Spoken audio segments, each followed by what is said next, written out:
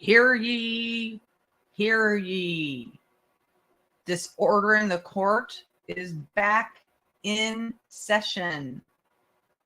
It is after lunch. Hopefully you have sated bellies and you're feeling good.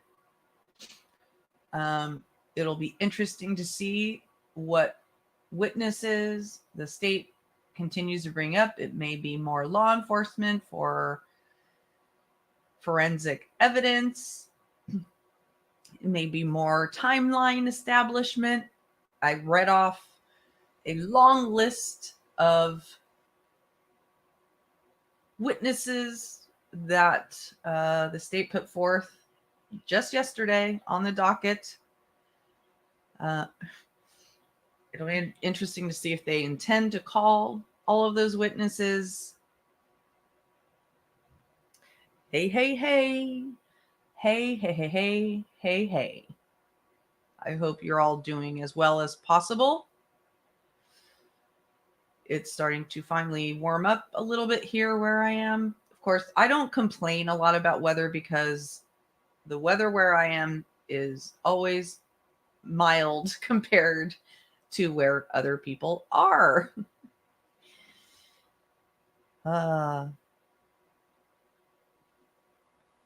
It's interesting. I know there are people here, but StreamYard says 0, so I'm not sure what's going on there. There's been some glitching lately.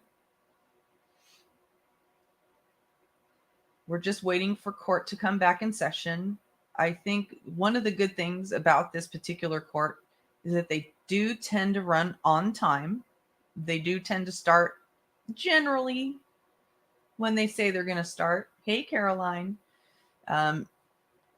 And, you know, with a little bit, you know, they have their sidebars here and there. We missed you, cutie pie. We always miss you when you're not here. I miss everybody when they're not here.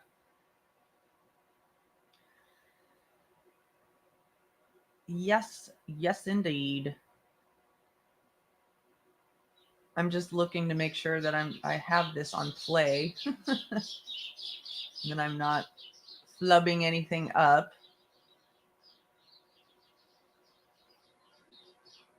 Doesn't look like it. As we wait, I will show you some more beauty.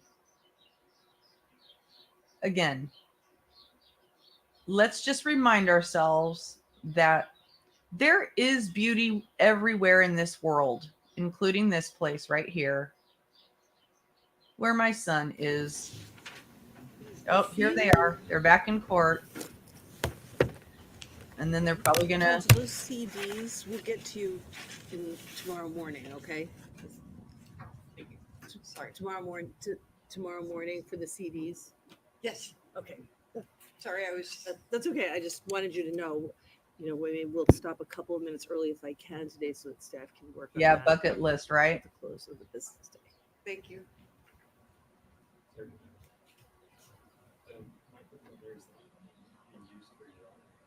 It's used for, yeah.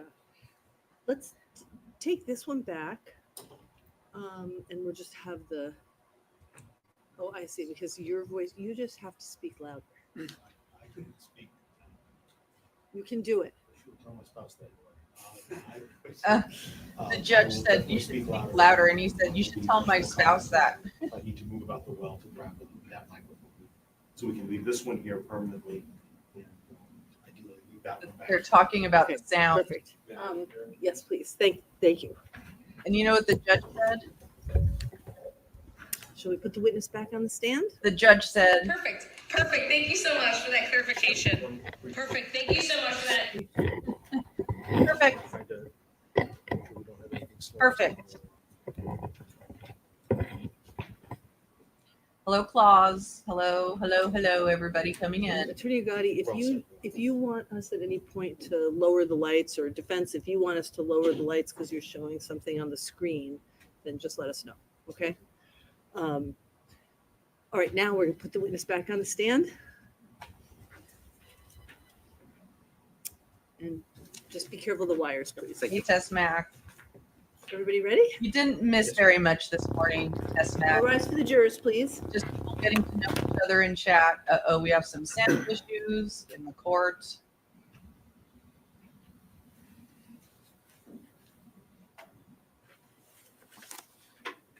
Johnny may not be here for the afternoon session. It's very late where she is.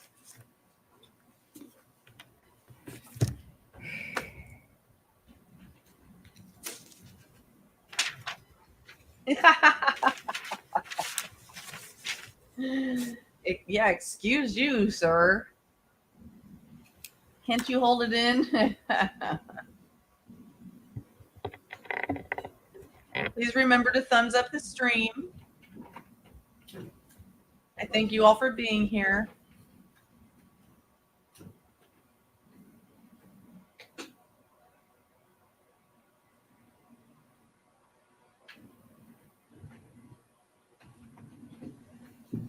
No Adam again.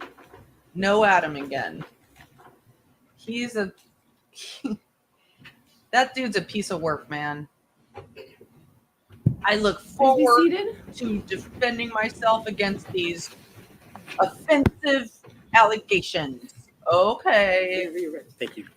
Good afternoon, Detective. That you remain under oath. Yes. And good afternoon. Good afternoon. We met, about a month and a half ago, December 29th, position in this case? Yeah, I know we met. I don't know if it was that long ago or no. My Time time's- does move pretty quickly Yeah. sometimes. But so in any event, I'll just be asking you many of the same questions that I asked you then. And I just want to begin by asking you about the experience with Blue Star you had up to that day of January 1st, 2022, when you processed the Chrysler Sebring, or began rather the processing of the Chrysler Sebring. Up to that point, approximately how many times had you previously professionally used Blue Star for processing? A rough approximation would be probably 15 to 20 times that I've used it. And you used that experience in processing this particular item, correct? That's correct. That item being the Chrysler Sebring. Yes. It was already in the Manchester garage bay when you saw it, right? Yes, it was. Missing tires, Yes. and I believe you described them as guts, but a lot of car parts were actually inside That's correct. the vehicle. Yes. So for using the Blue Star, one of the first things you have to do obviously is mix the chemicals, correct? Yes. And it is your practice before doing so to always reread the instruction manual. Yes. It never hurts just to make sure you're following it correctly, right? That's correct. And as you mentioned, there's the possibility that the instructions could have changed since Yes. the last time. Yes. So you implemented that same practice here. Before processing the Sebring, you reread the instructions. Yes. And I think you had also indicated that the instructions are fairly idiot-proof, I think you had said. But Yes. all the same, you made sure to comply with those instructions in the processing of the Sebring. Yes, it did.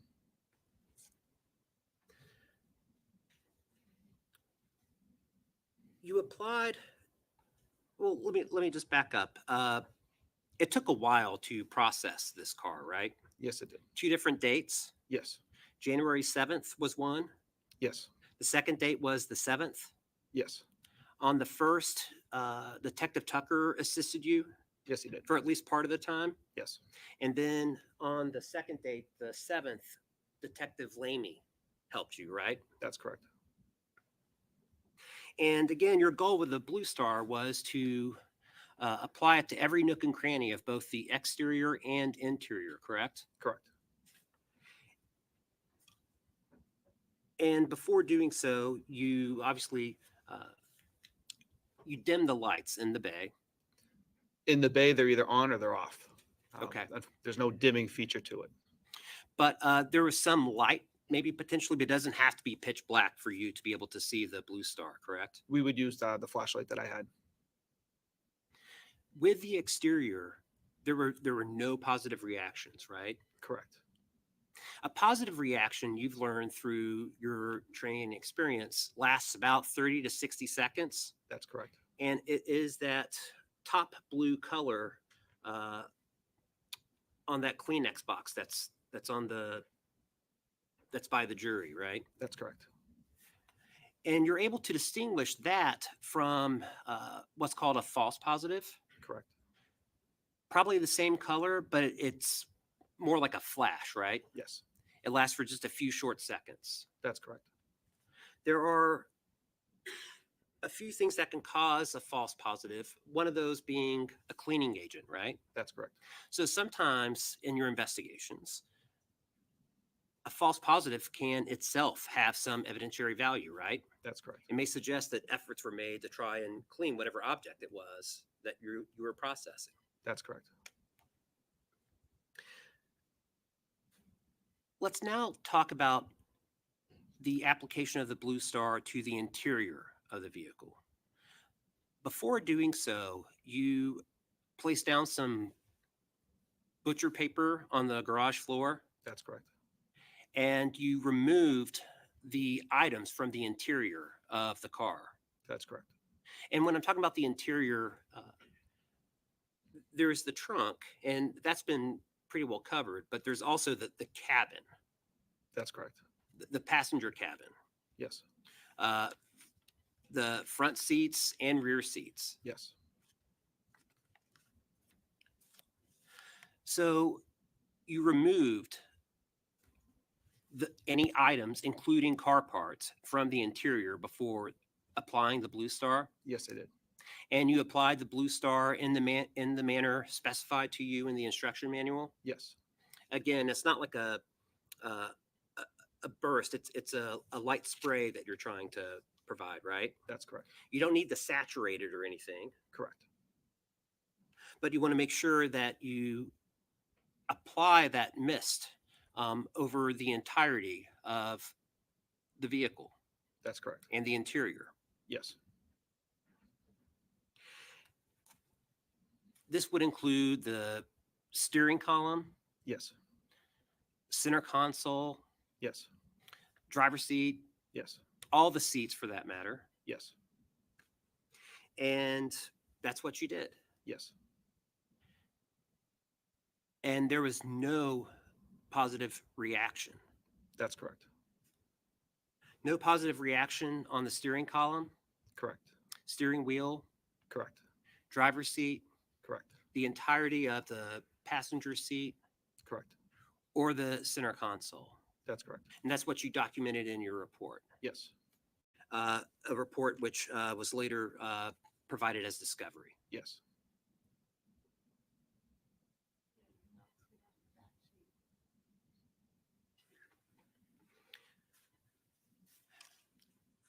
And so just to be clear, this was the entirety of the interior that you applied the blue star. Yes. That would include not just the front passenger cabin, but the entirety of the rear passenger cabin. Yes. That would include all of the rear seats. Yes. Overruled. And that would include the entirety of the seat for the back passenger, Yes. and crevices. Yes. And again, there was no reaction. Correct. False or negative? Correct. Thank you. You're welcome. Just a moment, please.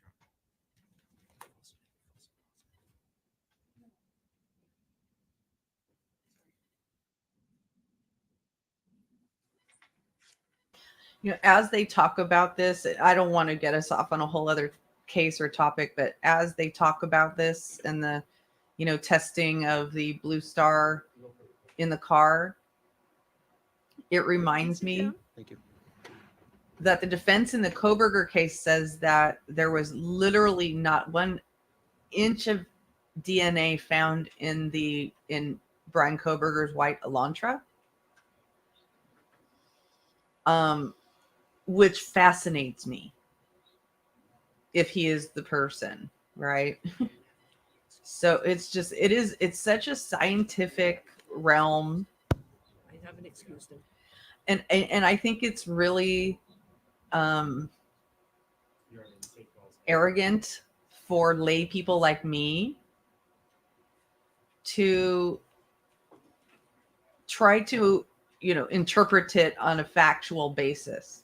Okay, now this does not Let's look just watch the wire, sir. to me like law enforcement. We'll have to see who this person is. Just remain standing Sure. raise your right hand. Sure. Do you swear that the testimony that you're about to provide this jury will be the truth and the whole truth under the pains and penalties of perjury? Sir, yes, sir. Have a seat and make yourself comfortable. There's some water in. Thank you.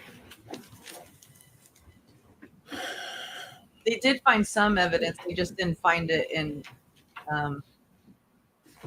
this certain places that the defense picked out. And what I was just talking about was How are you doing today, Mr. the Badero? Koberger trial, All right. where they didn't find evidence, DNA evidence, according to the defense, in the white Can you alon. start by stating and spelling your full name for the record? My name is Anthony Bodero, ANTHONY Bordero. BODERO. Bodero. This was the drug dealer. Sorry, we're just getting set up, Mr. Badero. I apologize. So this is Take your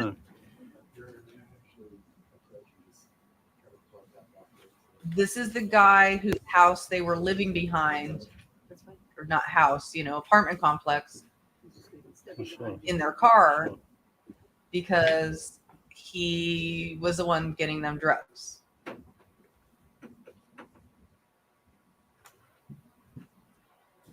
And it looks like they are going to have some sort of visual display of evidence. Yeah, he is significant. This guy is significant. It'll be really interesting to see what he says. What they got from it. Because remember, they had to give him immunity for some reason. Hey, Alex. Anthony Bodero on the stand. Yeah, it's Bodero, Alex.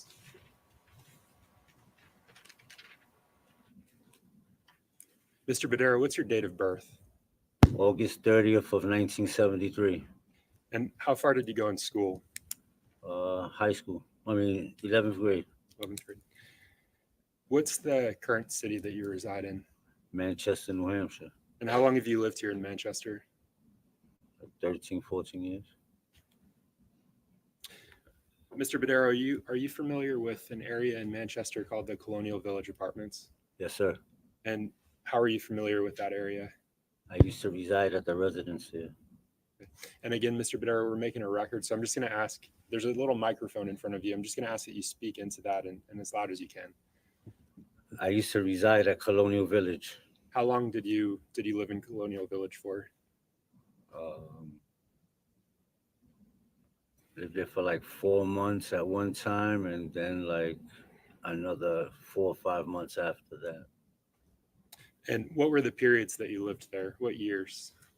I lived there from July of 2019 to, I would say, I think it was March of the following year. Yes, March of 2020. Okay. And who did you live there with in that period that you just mentioned, the July 2019 to March 2020? I lived with a friend of mine. And what's your friend's name? Her name is Tanya Clement. And what were the circumstances? What was the arrangement that you had with Tanya, that living situation? We would share the bills for the rent of the apartment. While you were living there during that period that we're discussing, so not the later time, but the July to March, did you own a vehicle? Yes, sir. And can you tell these jurors what kind of vehicle you owned? I believe it was a 2004 Audi S4 in blue.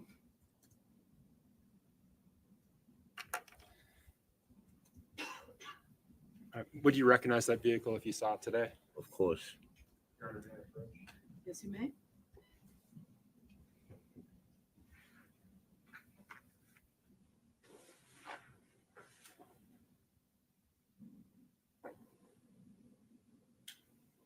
So, Mr. Badero, I'm showing you what's been marked for identification as State's Exhibit 22. exactly. Do you recognize That's that? definitely my old car, yes. And so you recognize it as your old car? Yes. I'm sorry, sir, I'm gonna ask you, it's a big courtroom and Just speak everybody needs to louder. hear you, so Okay. please keep your voice up. Yes, that was my vehicle. Okay. Is this a fair and accurate representation of your vehicle? Is Yes. this what your vehicle looked like, in other words? Yes. Your Honor, at this point, I move to strike the ID and mark as full State's Exhibit 22. The objection? May we approach? Yes? Well, I mean, it sounds like they had to give him immunity to be there. So yeah, I'm sure he does not want to be there. You know, a guy who's basically being outed as a drug dealer doesn't really want to sit on the stand of a high profile case. Yes, now that is a man bun, not a top tail. Hello, everyone coming in. The person on the stand is Anthony Badero. He's the man who lived in the apartments where the And Mr. Badero, Montgomerys were staying. you said you recognize this vehicle, that this is a fair and accurate Yes, sir. photograph of your vehicle. Yes.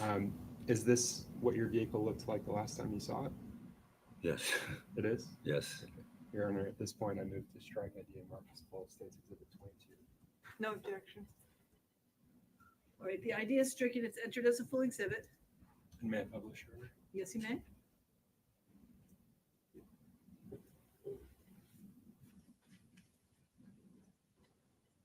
Yeah, exactly. I mean, what do you do when you're a drug dealer and you're on a high profile case? I mean, do you So, just Mr. Badero, that, what do you that do? exhibit that I just handed you, the photo of your car, I put it up on the screen behind you. Can you take a look at that for a moment? Yeah, that's an expensive car, you guys. And can you tell these jurors what that image is of? What the images of? Yes. My vehicle. And I think you said the last time you saw it, that's what the vehicle looked like. Yeah. What Yes. happened to your vehicle after you left the Colonial Village apartments? It was sitting for about 2 years at my in-laws. Why was it sitting at your in-laws for 2 And years? I could not get it started.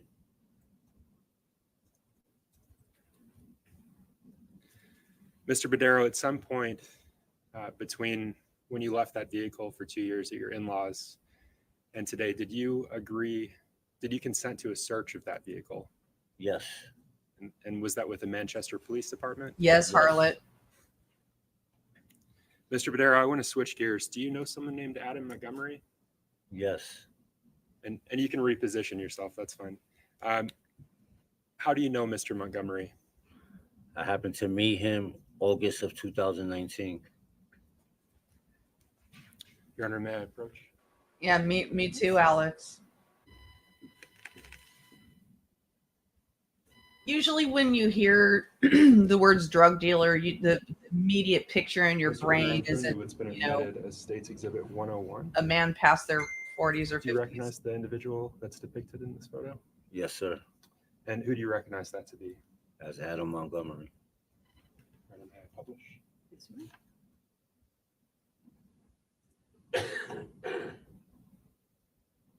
And Mr. Badero, is this the same Adam Montgomery that you That's fine. that you met in August of 2019? Yes, sir.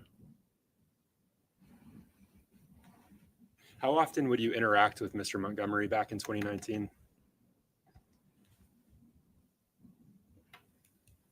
I saw him maybe every few days or something like that. How about Kayla Montgomery? Do you know someone named Kayla Montgomery? Yes, sir. And how do you know her? I happened to meet her in 2013. 2013? Yes.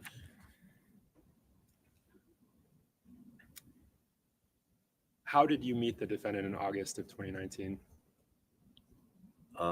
I needed a ride to the Rockingham courthouse to dispute a driving without a license ticket, and I needed a ride, so I happened to call a friend of mine, and he didn't have his car, so he said that he was with a friend of his, and that he would ask him if he can give me a ride. He called me back, told me that the guy said okay. Then him and Adam Montgomery came to pick me up to take me to court. And when they arrived with 3 children, with Harmony and the 2 boys. And you mentioned Harmony and 2 boys. Did you see those 3 children after that event? Yes. When did you, let's talk about when did you last see Harmony?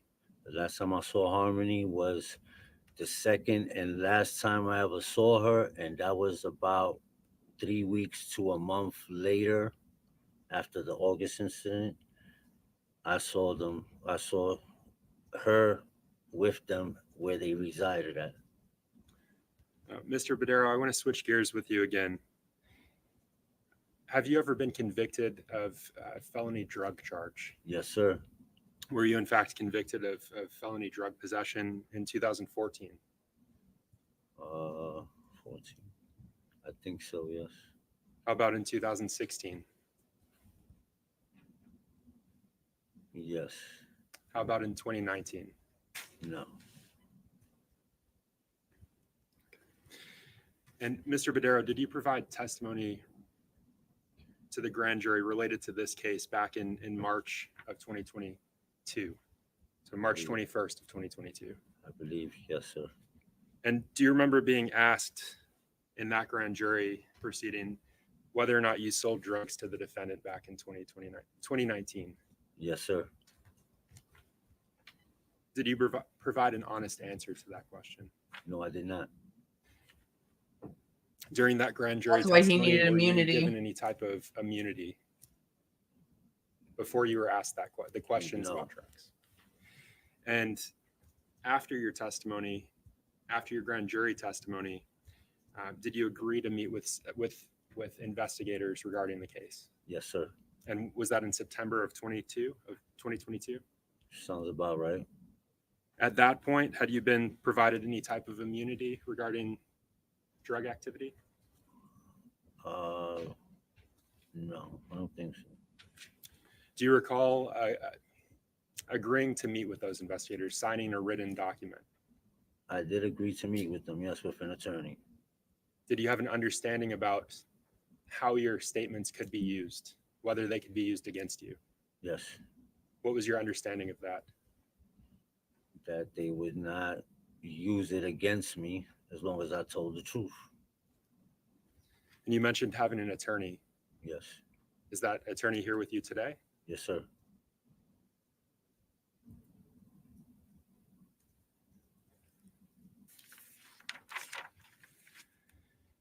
And regarding your testimony here today, have you been provided immunity based on that drug information? Yes, sir. Before testifying today, you were provided immunity. Yes, sir.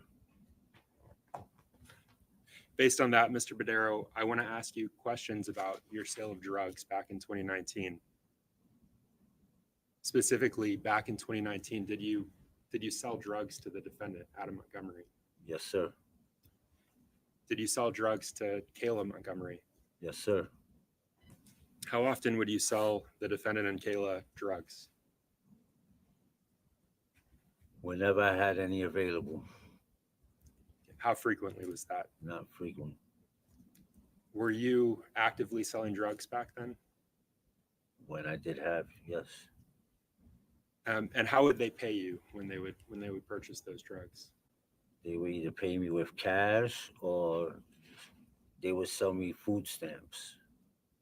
Let's talk about that. Yes, sir. I mean, when you say they would sell you food Holy shit, they would sell their food Whoa. stamps. They would, Food I would give stamps them are for half. families. of whatever they gave me in food stamps. Let me back up. What type of drugs were they buying from you back then? Heroin and crack. Mr. Badero, did the defendant, in this case, Adam Montgomery, did he ever sell drugs for you? Yeah, I know it's Negative, common. no. It just Did you ever employ so Mr. sick in this Montgomery to sell context. drugs for you? No, Did you ever hire him in any capacity? no, Mr. Badero, I want to turn your attention to Thanksgiving of 2019. Does that time frame stand out to you? Yes, sir. And can you tell these jurors why that stands out to you?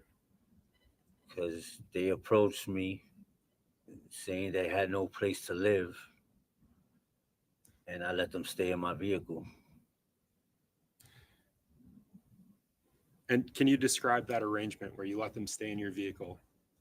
Well, the reason I had them stay in the vehicle is because I was living with somebody else that it was their apartment, and there was no room for them to be there.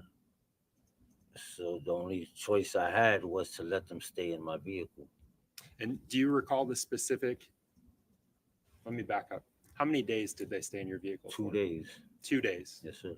Do you recall the specific days? No, it was just after Thanksgiving weekend. And Mr. Badero, who stayed in your vehicle? Adam, Kayla, and the 2 boys. Earlier, you mentioned Adam's third child, Harmony. Yes. Where was Harmony during that time where you let them stay in their vehicle, in your vehicle? I do not know. Was she with them? No. Did you see her at any point during that period where they were staying in your vehicle? No, sir. And do you think that's recall how they crucial came right to there. be living in your vehicle? What was? Can you tell the jurors Establishing the what that timeline. conversation was like? Well, from what I recall, they gave me a call and told me they had no place to go.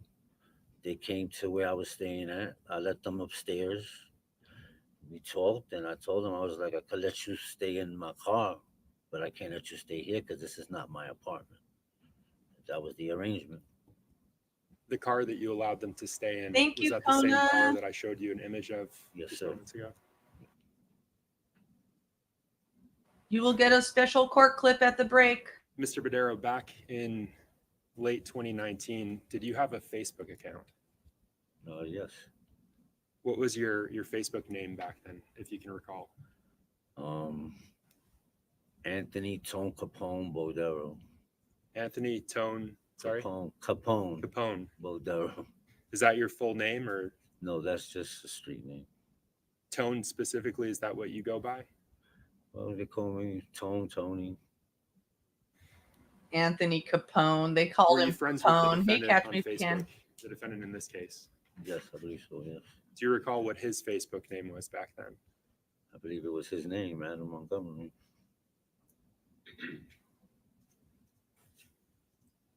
How often would you communicate back then, late 2019? How often would you communicate with the defendant? I don't remember, sir. How would you communicate with him? Telephone mostly. Did you communicate with him on Facebook at any point? I don't recall, but I wouldn't doubt it.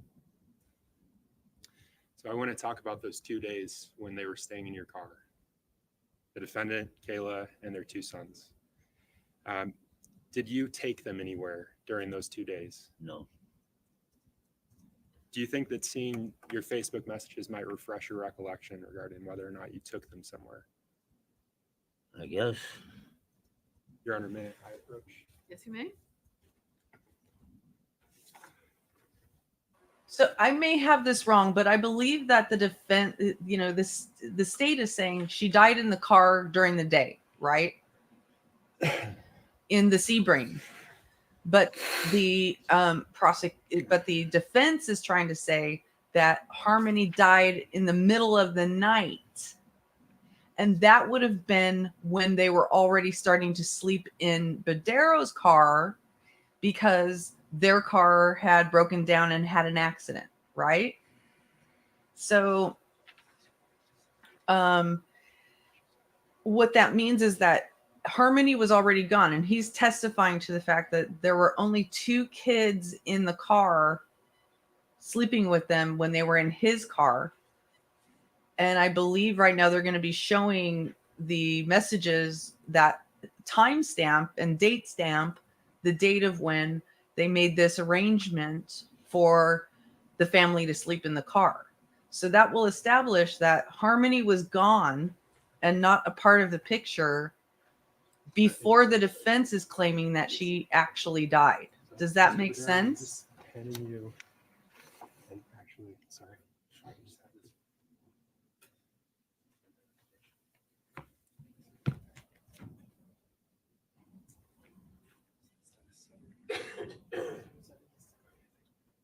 So, Mr. Badero, I'm showing you it's been marked for identification as State's Exhibit 107. I'm just going to ask that you look this document over, paying attention to this page. I'm gonna read that, To yourself, the whole thing, or just or this page? that page to yourself, and then just look up to your left.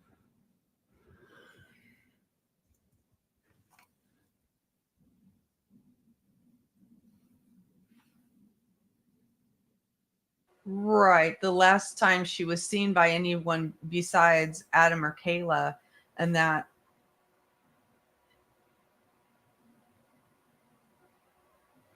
no, I think Kayla might have originally said one thing and now says another thing. So we honestly can't totally go by all of Kayla's testimony because she keeps changing her story. So, Mr. Badero, first let me ask, does that refresh your recollection regarding whether or not you drove the defendant? To tell the truth, I don't even remember. Okay. The item that you just reviewed, what do you understand that to be? Guess they must have reached out to me. They needed to go to the clinic. They asked for a ride, and I guess I must have told them, give me 20 minutes. I just woke up, and I guess I must have took them to the clinic. Okay. Let me ask you this. Is that a conversation between yourself and the defendant? I don't even remember. It could have been with Adam or Kayla.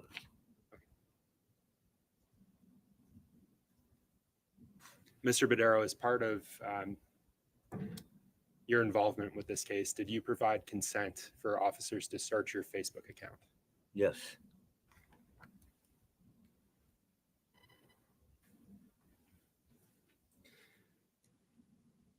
Mr. Badero, during that 2-day period where the defendant slept in your car, did you allow him to drive your vehicle at all? I don't think so. I wouldn't let nobody drive my car. And seeing those messages, does that refresh your recollection at all regarding whether or not you took them to the methadone clinic? Does not, sir. And do you recall specifically having those communications with the defendant? No, I do not.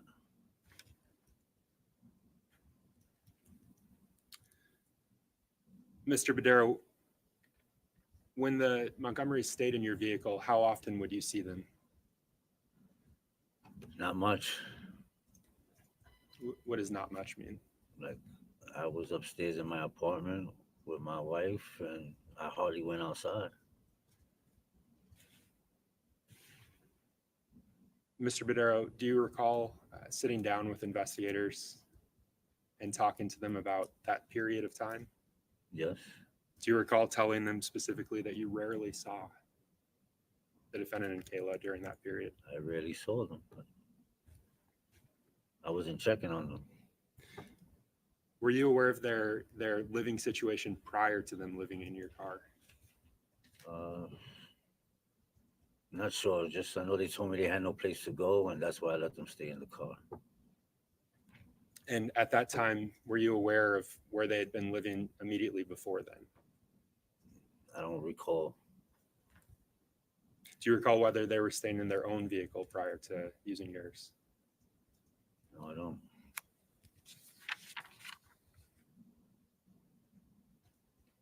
Those rare times that you would see Stacy, them, thank you. I just how noticed would the you see super them during that sticker. period? Thank you. They will come see me. After I served them, they will leave. And when you say they would come see me, is that the defendant and Kayla, or is that someone else? They either came together or separate. Do you recall telling those investigators that they were always together? Yeah, they were always together.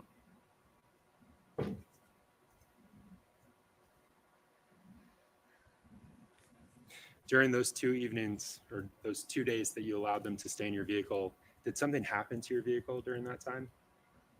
Yes. The first night, I guess, from what they told me, Kayla didn't know how to drive a manual transmission car, she turned it on for the heat, and it killed the battery. And I guess when he woke up, he went somewhere, supposedly from what they said, he went somewhere in the middle of the night to get a portable car charger. So by the time the next day when I came out, they already had the car started. So I don't know. I wasn't around, so I don't know. Mr. Badero, do you recall specifically who told you that information about Kayla starting the car? They were both telling me, they were both together. Do you recall telling investigators that the defendant actually gave you that information? No. They were both together when you learned it. Well, yeah, they were both together. And I'm sorry, you said that earlier. They were always together. Yes. Yeah. Did you provide them any items during their two days in your vehicle? Yes. Can you tell the jurors what you gave them? I gave them leftover Thanksgiving dinner one night, and then the following day, I bought 2 pies from Domino's Pizza, and I gave them a pie, and I still with a pie for me and my wife. Mr. Badero, if I can have just a moment.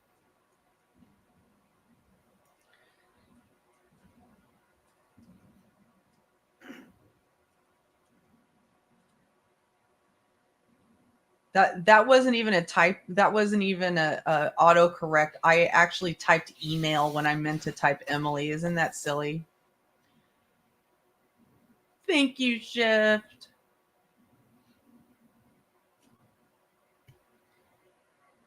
Just brief follow-up, Mr. Badero. You mentioned seeing where the defendant resided. Can you tell the jurors where that was? I always forget the name of this where it's at, but I went there one time to bring them some food. Okay. Was it a house, an apartment, something Yes, else? it was a house.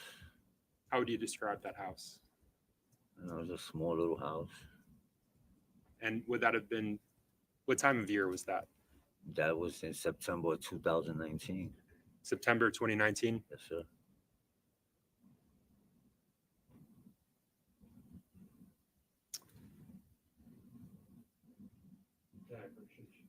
Yes. Mr. Badero, would you recognize that house if you saw it again today? Yes.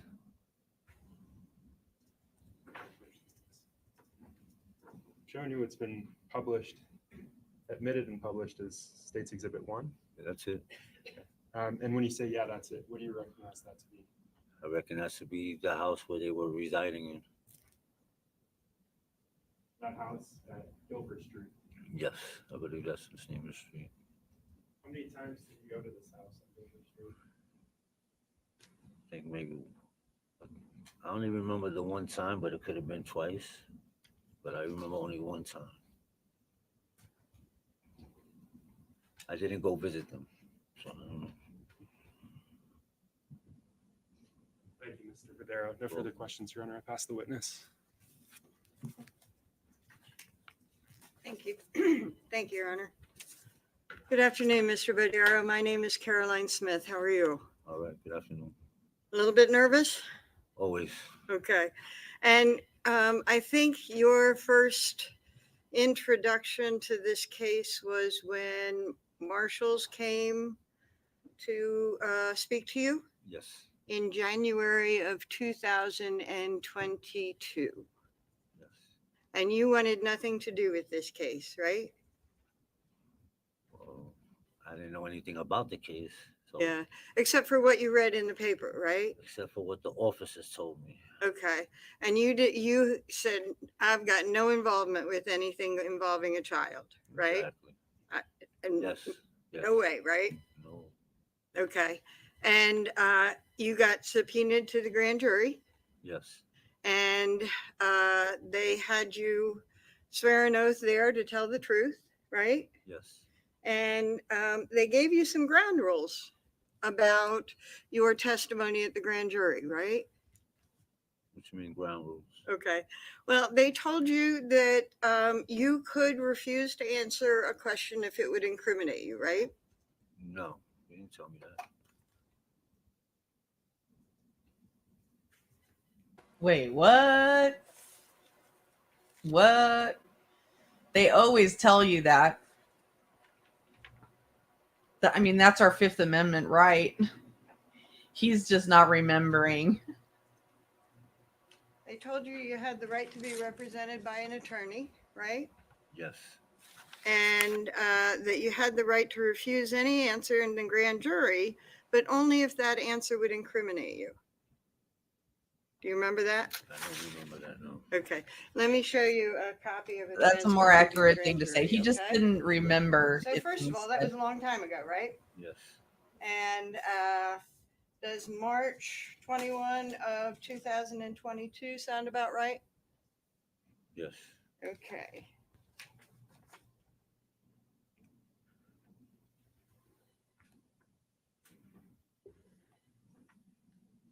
So I'm going to show you a copy of, you can see on the outside grand jury proceedings, right? Yes.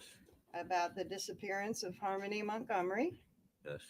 And you were sworn in at the beginning of the grand jury, right? Yes. And I want you to go through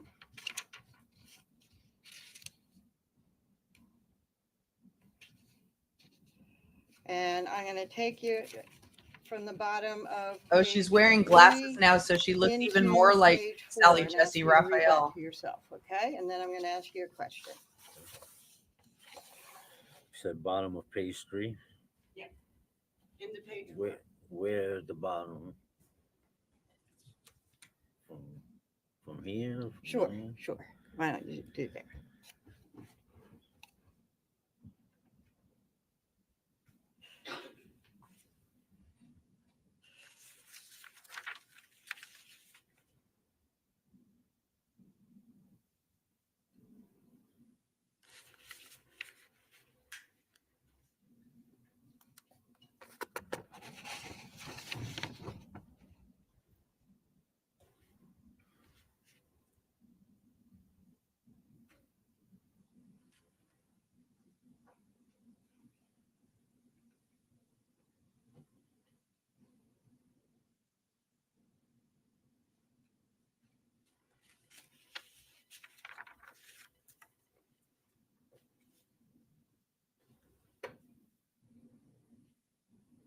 I mean, with her glasses on, that's how she looks, right?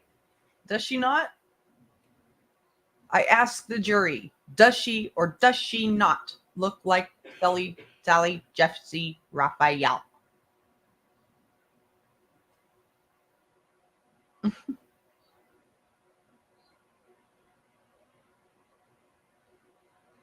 And she does sound like Barbara Walters without the lisp and the weird R's. Does that refresh your recollection? No. Okay. In the transcript to the grand jury, well, while you were in the grand jury, you were advised that you had the right to refuse an answer a question if it might incriminate you, right? From what it says here, yes, I guess. I just don't remember. Okay, that's fine. And it says that, yes, you understood, right? Yes. So you also said you lied to the grand jury, right? Yes. Okay. It seems like he's And winding being up advised to that him being. He you looks had the nervous. right to refuse to answer a question or you had the right to an attorney, you chose to lie under oath. I didn't know that I was going to need an attorney. Okay. So I agreed to answer their questions. So when the question came up to something that would incriminate you, you chose to lie rather than ask for an attorney, right? I got scared and I didn't think about what they told me about asking for an attorney. Sure, Right. sure. And you were scared because they thought you had information about Harmony, right? Yes, And you didn't want anything to do with this, right? of course. You didn't want to be implicated in this in any way at all, right? No. Okay. So Who would? Even the parents don't want to be. I'm going to switch gears a little bit here. You Hold it talked together, about Mr. Badero. meeting Adam because you needed a ride to court. Yes. And you didn't have a license that day, right? No. Have you ever had a license? No. You did not have a license in November of 2019 then, right? No, If you've never had one, you I've didn't never have had then. one, exactly. Excuse me, and you didn't have one in December of 2019? No. Okay. And you talked about your prior convictions, and one of the prior convictions I think that you said was possession of a controlled drug from 2018. Yes, And that was actually possession with intent to sell, right? Or dispense. I guess. She's trying to I don't discredit recall. him. Okay. If I showed you a copy of the record of that conviction, would that help refresh your recollection? Maybe. Okay.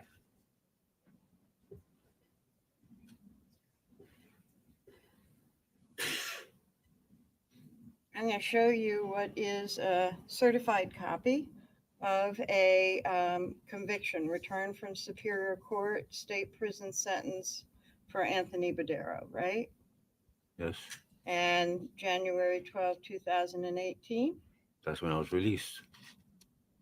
that was the day you were sentenced. Well, actually, okay. I got released as well. Yeah, because you were actually in jail pre-trial, and the day you got sentenced, you got a suspended sentence, and they released you. I released. All I know is they let me go. Okay. And so you got a sentence Stop talking of legalese, 3 to 6 lady. years with all but 92 days suspended. Does that sound right? No, I believe it was the 92 whatever days time served, and then suspended time after. Right. Okay. I may have said it wrong because I You have did. gotten a little bit tired. Okay. So Yeah, was she's speaking 3 in to 6 legalese years and as he's a speaking in sentence. natural language. all of that was suspended except for the 92 days that you had already served. Yes. So when you mean you got released, you were held on bail before the conviction, and the day you got sentenced, you were let out. Well, they picked me up from a state prison. I did a bit in a state prison. They picked me up. I did 92 days here in Valley Street, and then I got released. Gotcha. Okay. And so then you had a suspended sentence hanging over your head of Yes. 3 to 6 minus that 92 days. Yes. Okay. And that was suspended for 3 years. Yes. Okay. I agree, Queen Bella. Then in November 22nd, 2019, you got another drug charge, No. drug conviction, sorry. No. Say that again. When? November 22nd, 2019, you got Possibly. convicted on another charge. No. Okay. He's like, you got something wrong. He's like, lady.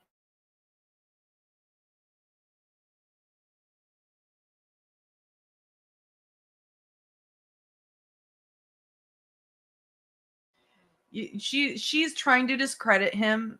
She's speaking legalese, and a lot of times these lawyers know that a witness on the stand who only finished up to 11th grade isn't going to understand when you say, suspended sentence minus this and incriminate and, whatever.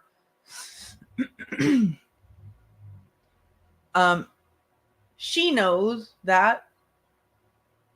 So she wants him to mess up on the stand. So I think I was going to show you another certified copy of another conviction, okay? I can show you return from Superior Court, Anthony Badero, sentence November 22nd, 2019. Sorry, I don't know anything about that. The last time I did time for drugs was I came home in 2018. Sure, because on this one you got a total 2 to 4 suspended. Do you remember that? No, I don't. Okay. And your attorney was He doesn't know that a suspended Attorney sentence Sheehan? means you don't serve time. Yeah, that was from the old case. That's not. I have it confused. Okay. It can't be 2019 because I never got caught with drugs or anything after 2018. Okay. So let's take a look at this. On June 24, 2019, you were driving without a valid license, right? That yes. And while you were driving without a valid license, they found drugs in your car. No. Basis. No. Yeah. You know, he is a very likable guy, at least on the stand. I don't really like I don't like that people sell drugs. Sometimes they have to, you know, keep their own family intact or whatever. I don't like the act of selling drugs, but people can be likable and sell drugs. You know what I'm saying?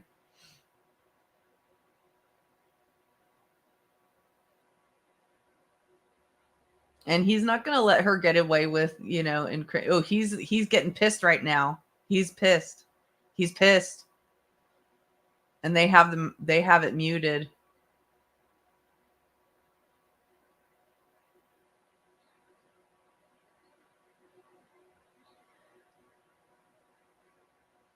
Yeah, like I said, Janessa, people can be likable, but you don't like what they do, you know? Tony Soprano at times was likable and then you hated him, right? That's why The Sopranos was so good. They made him likable and then they made you hate him.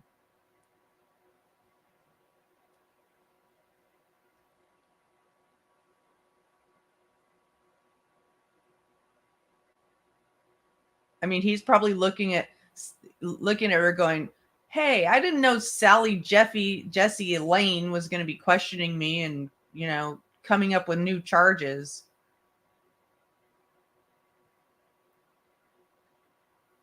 Yeah, I like his shirt. It's very well ironed.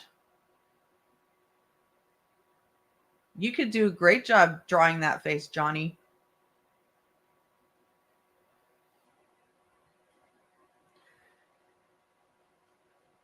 Yeah, it looks like he has, you know, he has a very distinctive looking face. It's pretty.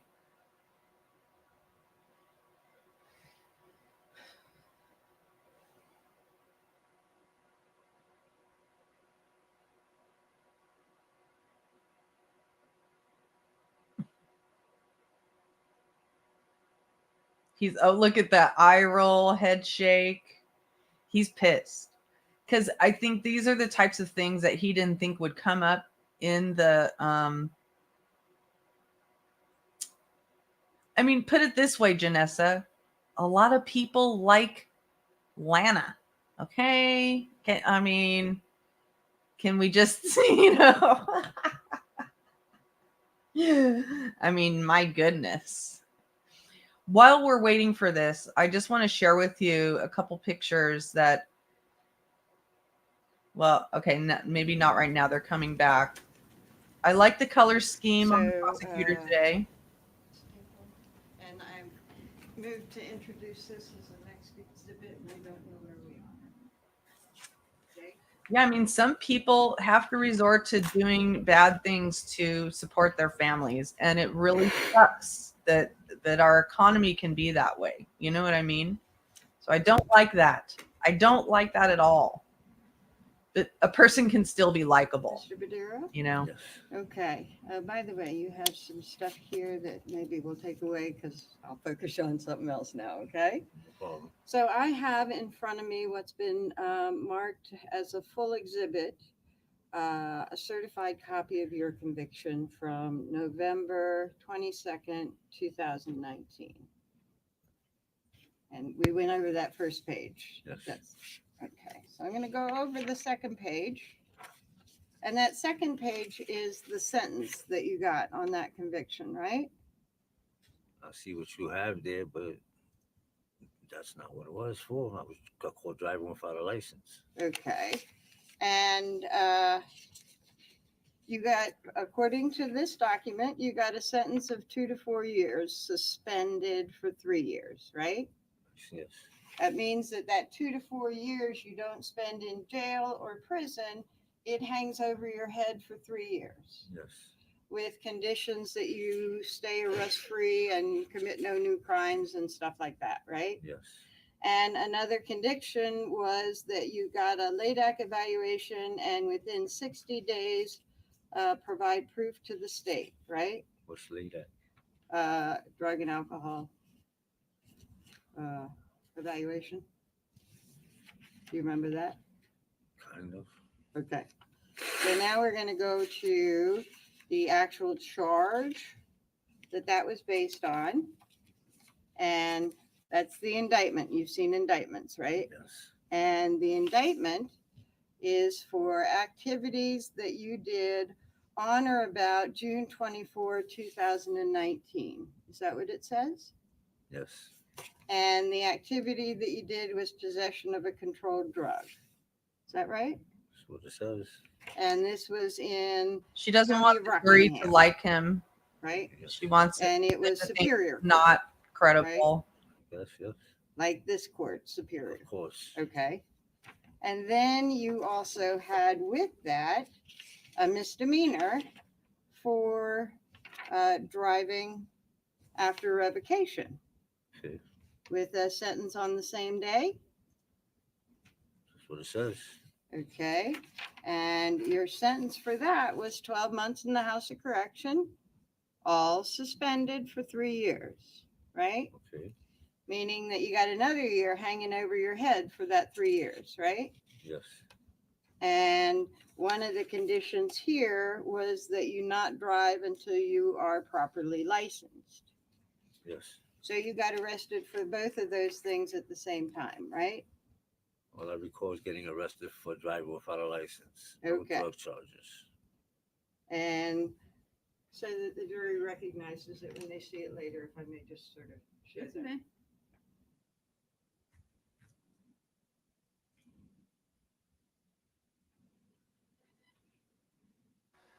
Well, he seems surprised, Christina. He was definitely doing the eye roll, and there's Sally Jesse Elaine, showing the jury.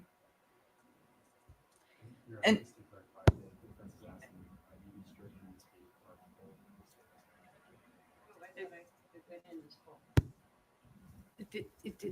It did at the bench conference. I indicated that it was full, so.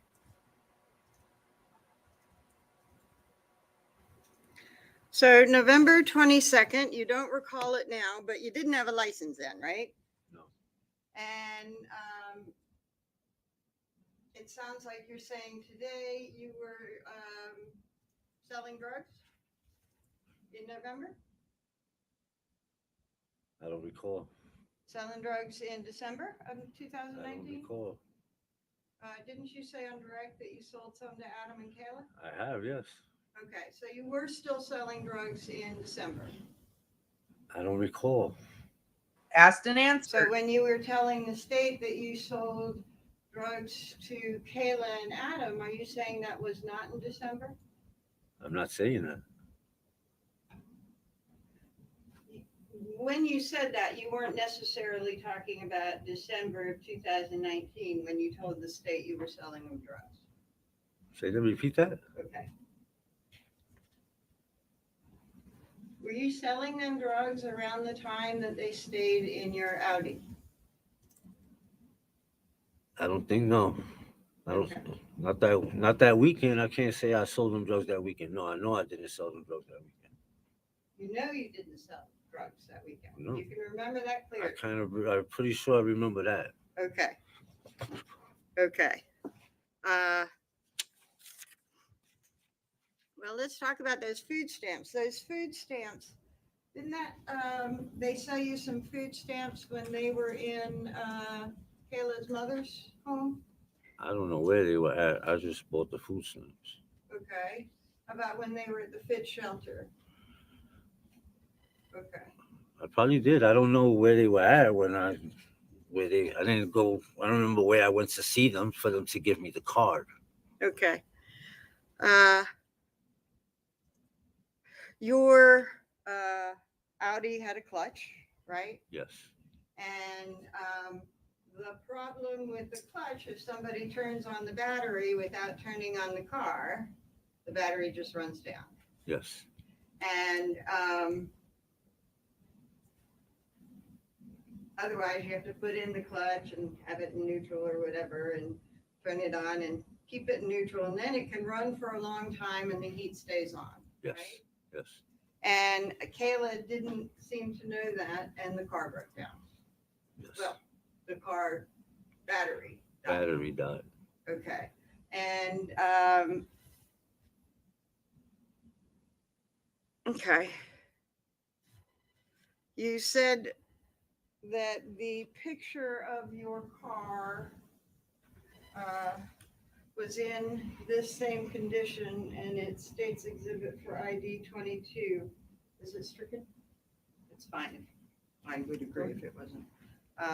Was in the same condition as the last time you saw it, right? Yes. Because the last time you saw it, it had been sitting for a while. It was worse.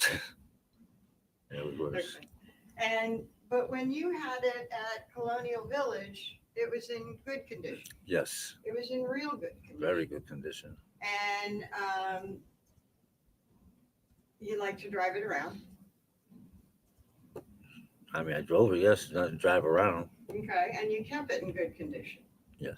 You took care of it, right? Yes. And in November, late November, you had just been convicted of a crime. You had a suspended sentence on your head, and you didn't want to be caught driving that car without a license again, right? True. So you had other people help you drive. Sometimes. Okay. Adam was one of those other people. Yeah, he has driven the car, yeah. Okay. And Adam knew how to drive a clutch, right? Yes. Okay. Because and your clutch, because he had driven that car.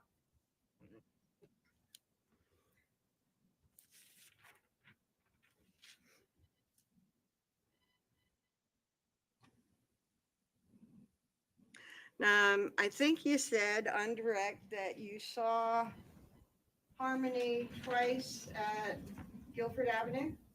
No, one time at Guilford Avenue. And what was the other time? Before that, the day he took me to court in August. Oh, so she was in the car. Yes. Okay. And with the boys. Yes. And at Guilford Avenue, she was there and playing with the boys. Yes. And you said that Kayla and Adam needed a place to stay Thanksgiving weekend. Yes. And when they came and told you that they needed a place to stay, you said that you would let them stay in your car for 2 nights. I didn't specifically say 2 nights. I said they can stay in my vehicle, but they happen to only stay 2 nights. Okay. 2 days, 2 whole days. Okay. And one of those nights it ran out, the battery got drained. From what they say, the first night, yes. Okay. And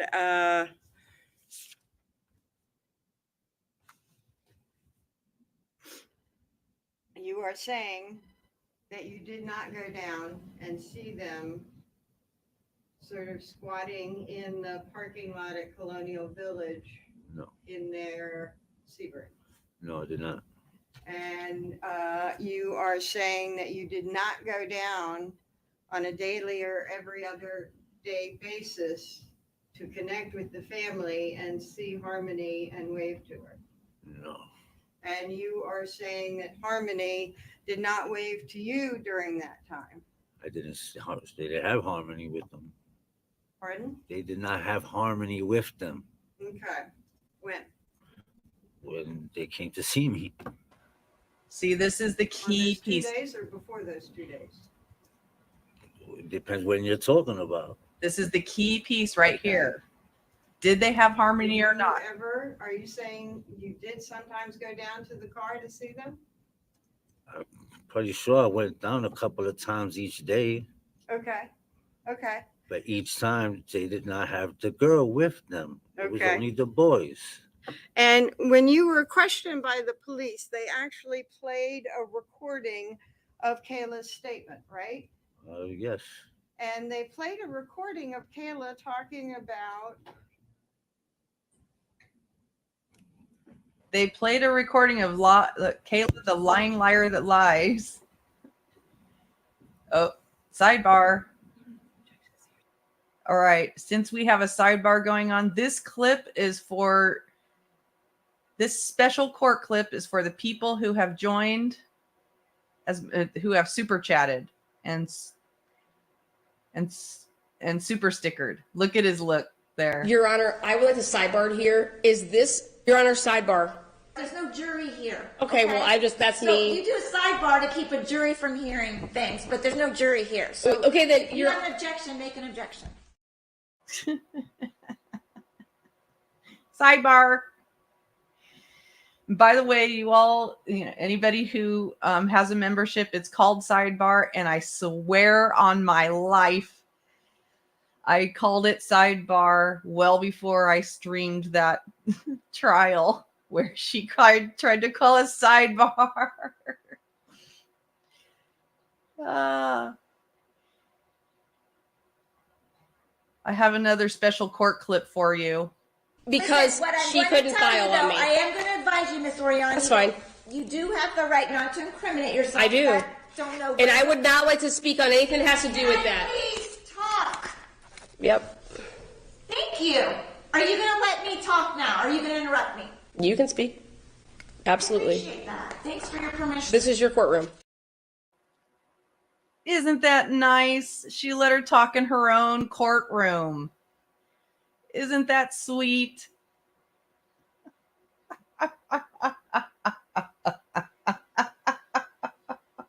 That was for you, Kona Bologna.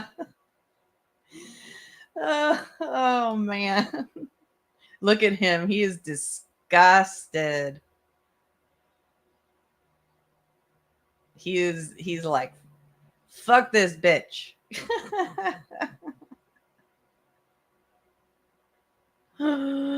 Oh, man. Absolutely, cutie pie.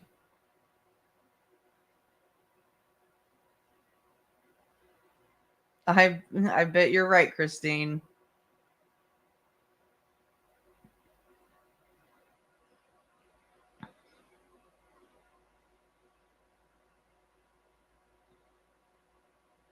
That's right, Shift.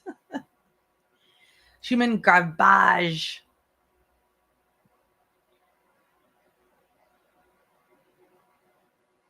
Yeah, I mean, at playing those clips, I caught like maybe 2 minutes of her stream from earlier during lunch about this case, and hearing her try to explain to her audience. She explains court processes to her audience without being able to pronounce words. Look at him. He is disgusted. He's like, fuck you. so they played a section of Kayla's statement and you got pretty upset with that, right? I guess. Got pretty upset with what you were hearing. I guess, yes. And you said that you never saw Harmony I never did. and that you didn't go down there. Let's daily. go. When did I not see Harmony? You're just saying I didn't see Harmony, but where? Lady, At come the on. Colonial Village. No. And that you didn't go down to the car on a daily basis. Right. Well, 2 days they stood in the car. I went down at least a couple of times each day. For 2 days, you went down a couple of times. At least a each day? couple of times, yes. Those 2 days. Those 2 days. Okay. And you're saying you never waved to Harmony, Never. never waved to the boys. Overruled. I'm telling you, she wasn't in the car. How can I wave to someone that's not in the car? She keeps asking him the same damn Yeah, I'm question. pretty sure I did. Yeah. Okay. The boys loved me. So you would when you would go down there, you would see the boys and wave. Of course. And you want to have nothing to do with this investigation or Harmony, right? It's not the way you're making it sound. I want to help you guys. Who? The prosecution helped find who killed that little girl. Listen, Okay, bitch. so one of the things before they stayed in your car was you drove Adam and Kayla and the kids to get clothes out of their broken down car. I don't recall that. I don't think I ever did that. I don't. Okay. I'm not sure, but I don't recall I ever did that. Okay. Why would I? No, I wouldn't stuff my car with anything. Let's put it like that. You wouldn't know what? I would not stuff my car with a whole bunch of furniture or bags or anything like that. Okay, so bags that were from a car that people had lived in for 7 days, you never got them and packed them into your car. I don't recall ever doing that. No, I do Okay. not. And so you don't recall taking Adam or Kayla or Adam and Kayla or Adam and Kayla and the boys. No matter how you put it, I don't recall. Okay. And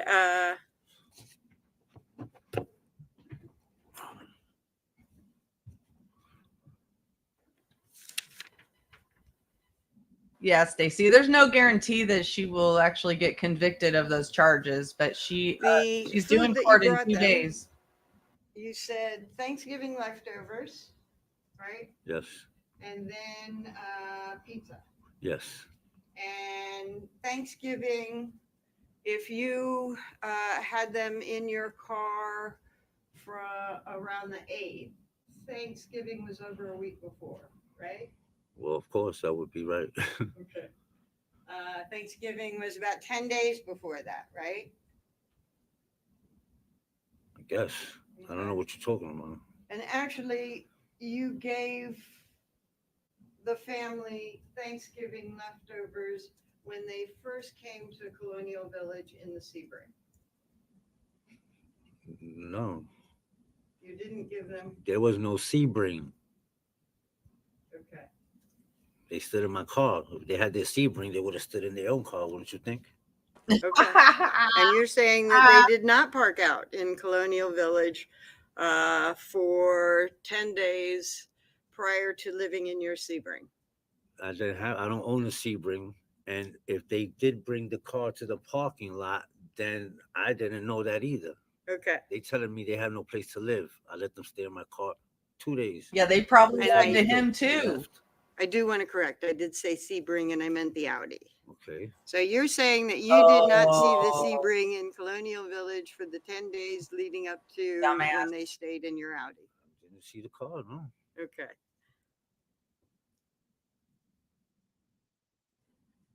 She misspeaks so You often. said that the boys loved you. Had Yes, you they did. seen the boys I have for not more seen than those 2 times before? before and after. Yes. Before? Yeah. When did you see the boys before? I they saw stayed Adam in your came to house? see me one time with the oldest one. Pardon? Adam came to see me one time with the oldest one. Okay. And how about the others? I guess the other one, they were with Kayla, I guess. Okay. What I'm asking, so now that's 3 times.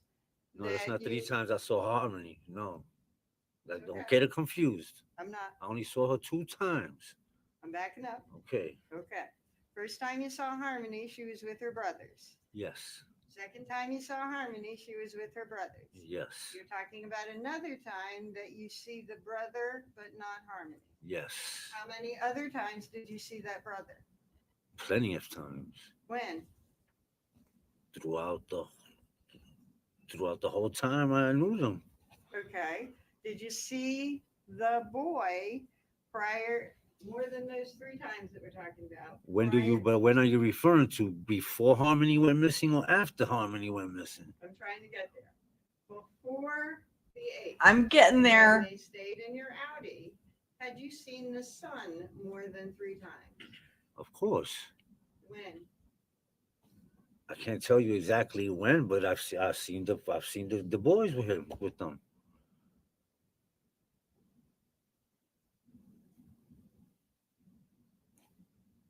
In the 10 days prior to staying in the Audi, you saw the boys with them? I can't tell you exactly how many days prior to the day I let them stay in the car, but I did see them. Yeah, Okay. I seen the boys, Okay. not the boys. Let me correct that. The boy. There was only one boy with him. And what circumstance did you see that boy? Was Kayla coming up to see you and bringing her son with her? No, Adam came to see me with the boy. She's trying to So trip him Adam up. would come up to see you and he'd bring his son. Yeah. Okay. And did they ever come in to use the bathroom or maybe clean up their kids? No. Okay.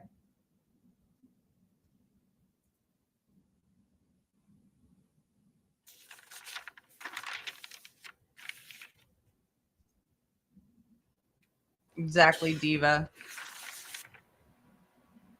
The boy. Come on, Sally, Jesse, Barbara, Elaine, Raphael. Look at him. He's like, I'm done. Thank you, Mr. Badera. You're welcome.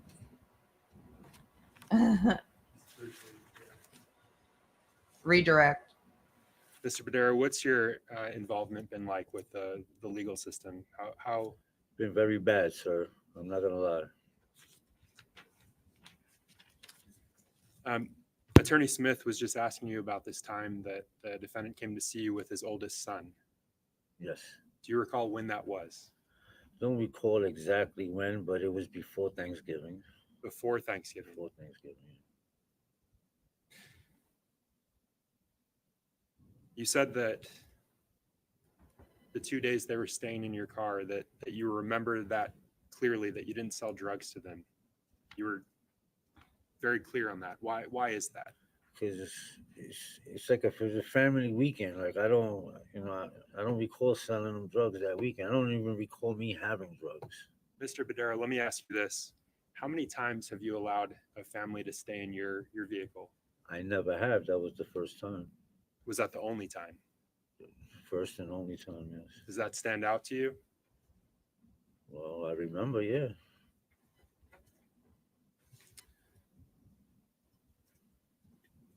Yeah. The defense asked you about letting people drive your car. You didn't have a license, is my understanding. Is that right? Yes.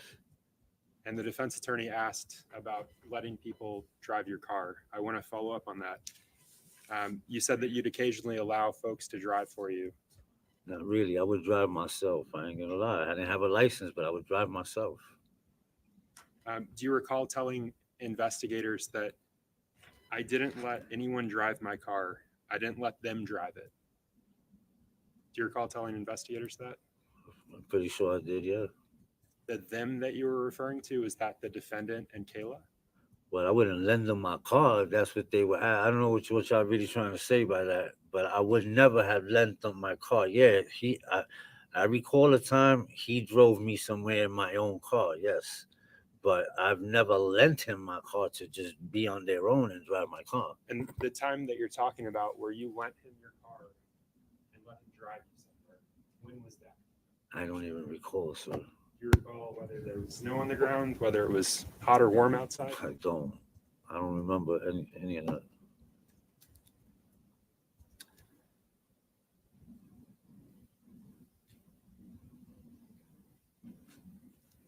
You mentioned seeing the two boys. Yes. And them waving at you, you waving back. Were you referring to the 2 days that they were staying in that the boys were staying in your vehicle, or was that some other time? Actually, yeah, that was some other time. I was just, whenever they saw me, they waved to me. They said hi. I would grab them, hug them. I can't recall every time they said they waved to me. That's what all kids do. They say hi.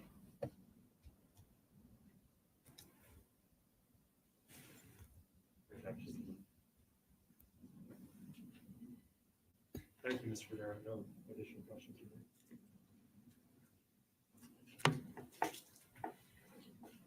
So Adam did drive you around in your car, but you don't recall exactly when. Of course, because it wasn't on a regular basis. But it was more than once. I can't even say that. I don't even recall that. Okay.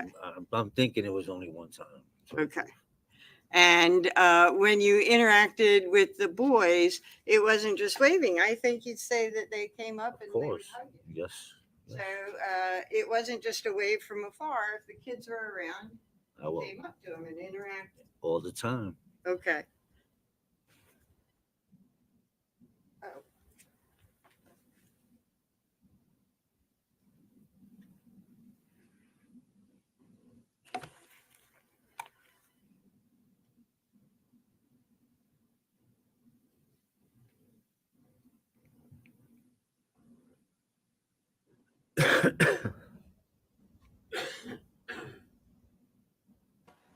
This is what Elaine's doing right now.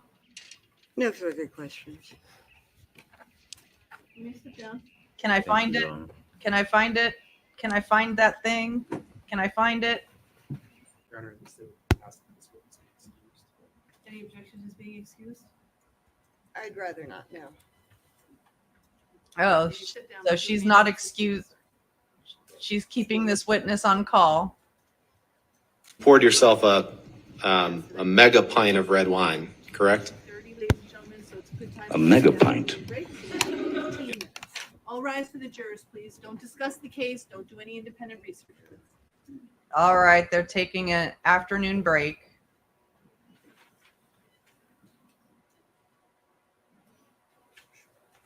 You know, it's possible that his license was taken away after he got the car, but I don't know. That might be an explanation for how you can have a car without having a license if you have to have a license and registration to get a, 15 anyway. minutes, please come back a couple minutes before quarter of, please. I think they dismissed Kayla Tessmack, if I recall correctly. All right, I want to just remind us all why we are here. Hot mic moment. They want to end a little early. Oh, we missed our hot mic moment. All right. I want to wow, you were a witness on indecent exposure case? Yikes. Yucky. Just a reminder, and I want to thank Alex for sharing these pictures with me. I had seen one online, but I had never seen this one. Look how healthy they look. I mean, this is an absolutely stark contrast. Look at Kayla in this picture. And that sweet baby, she's probably 3.5, maybe 4 years old. And then look at Kayla here. That's what drugs do. That's what prioritizing drugs will do to you. And I think a lot of people have seen this picture. I've seen it, but it's still very cute of Harmony. And Adam looks very healthy there. That's why we're here. We're here for her. We're here to see him. Most likely the person who made her go away, for him to go away forever in a dark prison cell.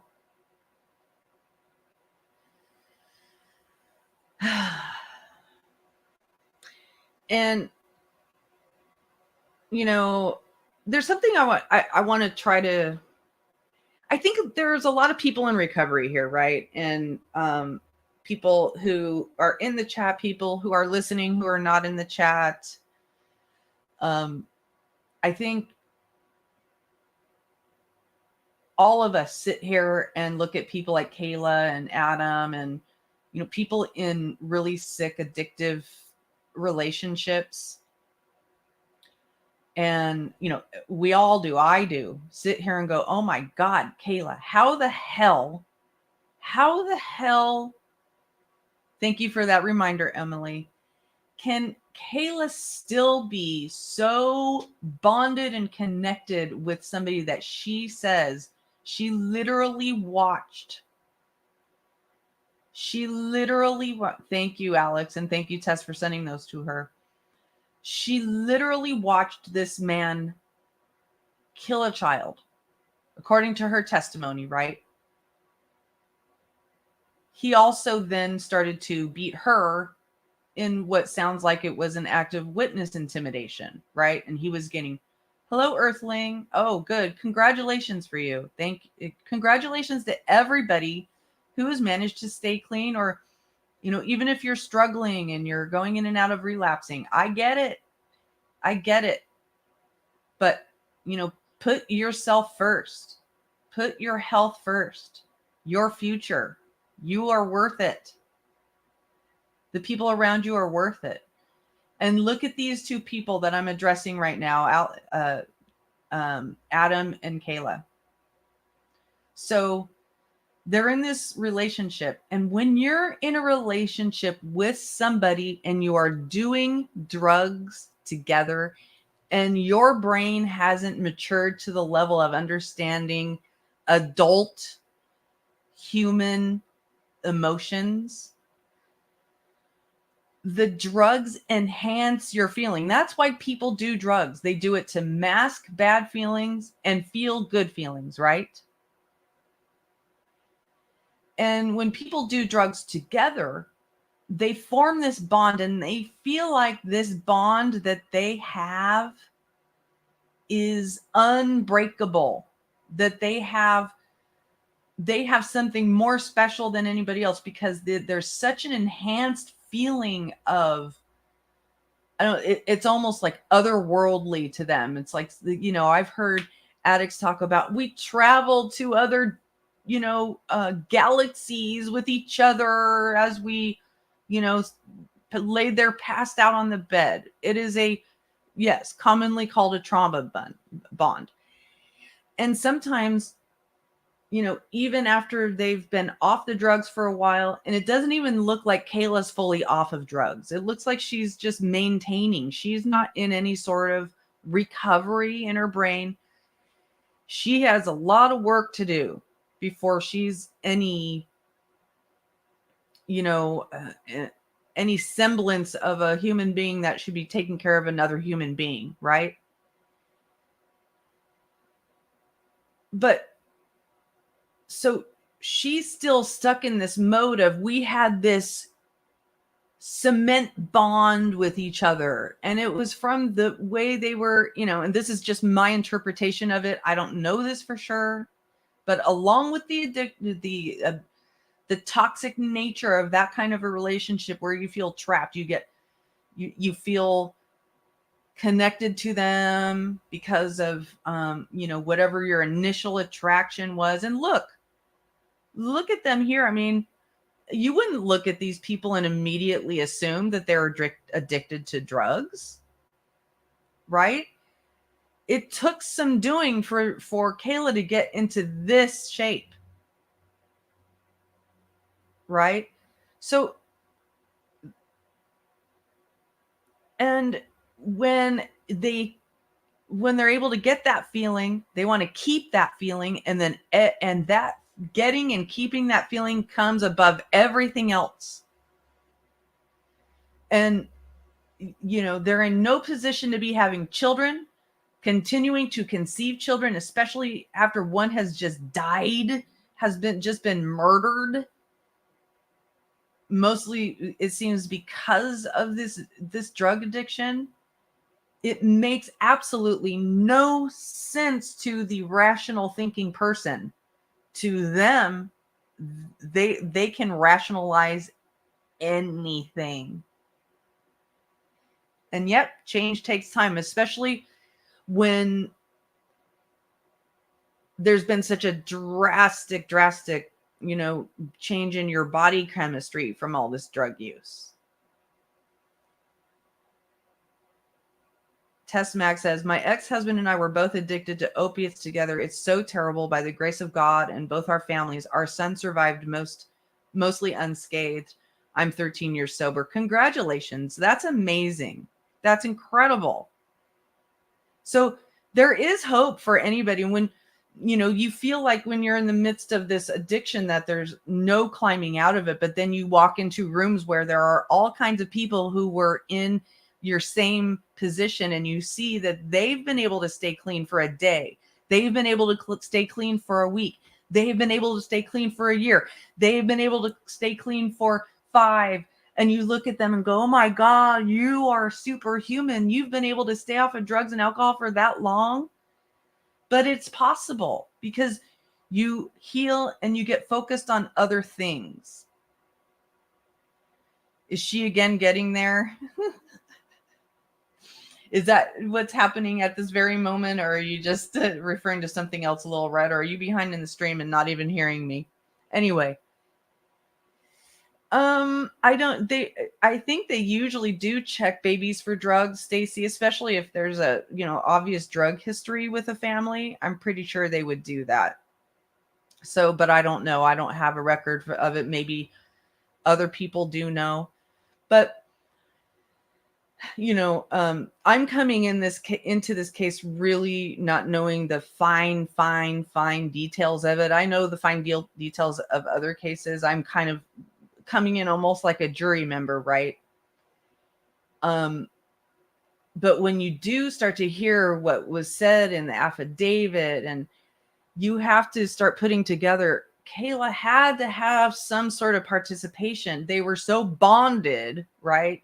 They probably trusted each other so much at that point because they were all doing these terrible things together.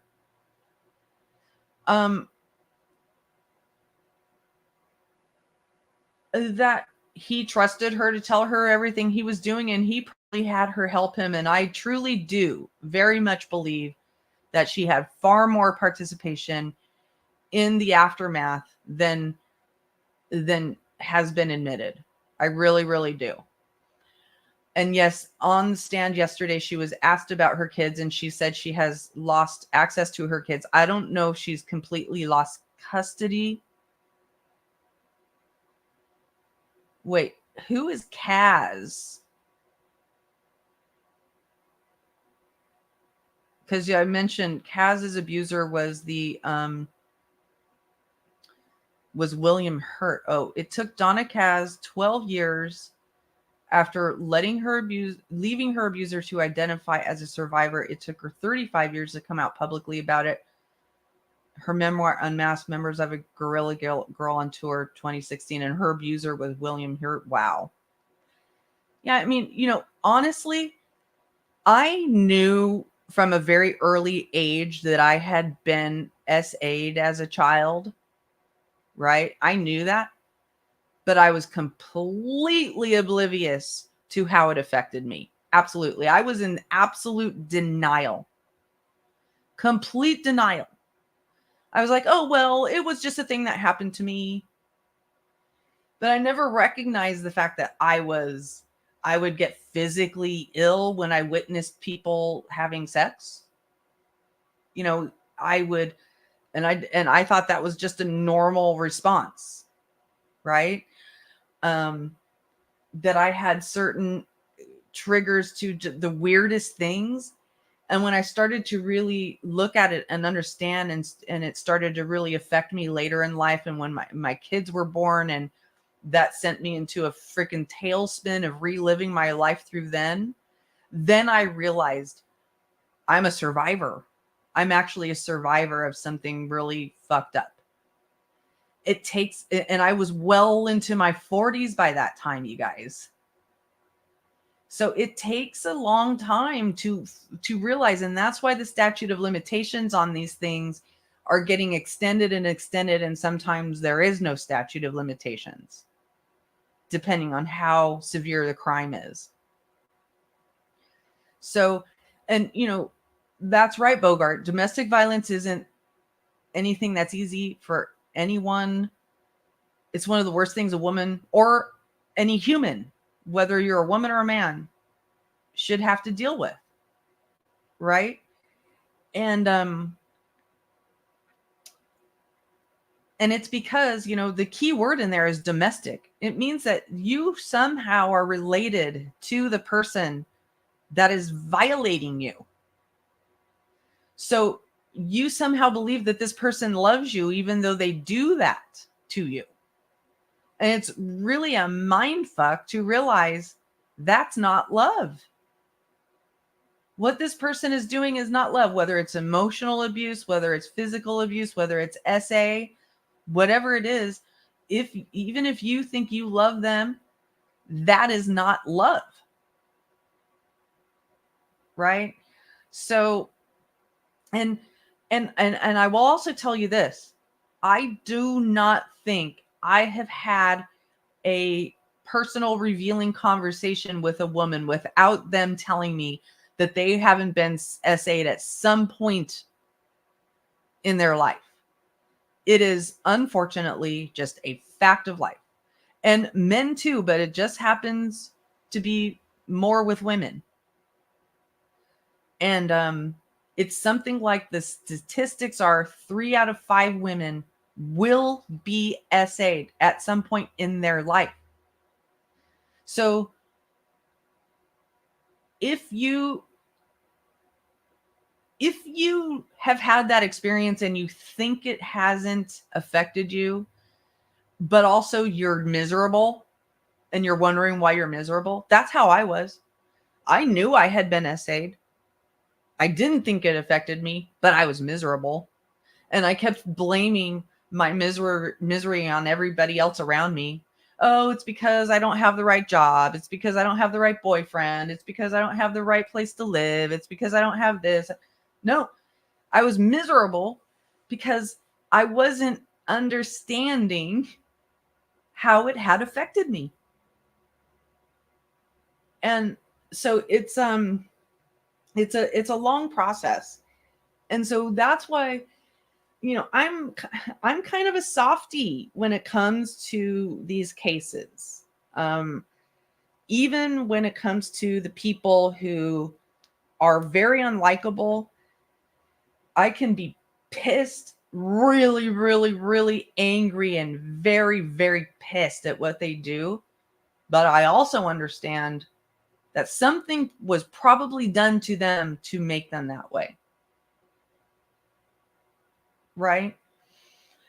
So it's something that as a culture, especially as an internet culture, especially with so many young kids on the internet, we have to be awake to these realities. We have to understand how to get out of these situations and deal with them. And that's what happens, Janessa. People turn to drugs to escape. And we don't even know it. I didn't know that that's what I was doing. I was miserable. I didn't know why, but I was just seeking relief. Right? And then, but the longer you wait, the more sick is not a good way to put it, but the more harmed you become, the more that illness sets into you, the more regular it becomes to your life. And the harder it is to climb out. So it's better to detect it early. And,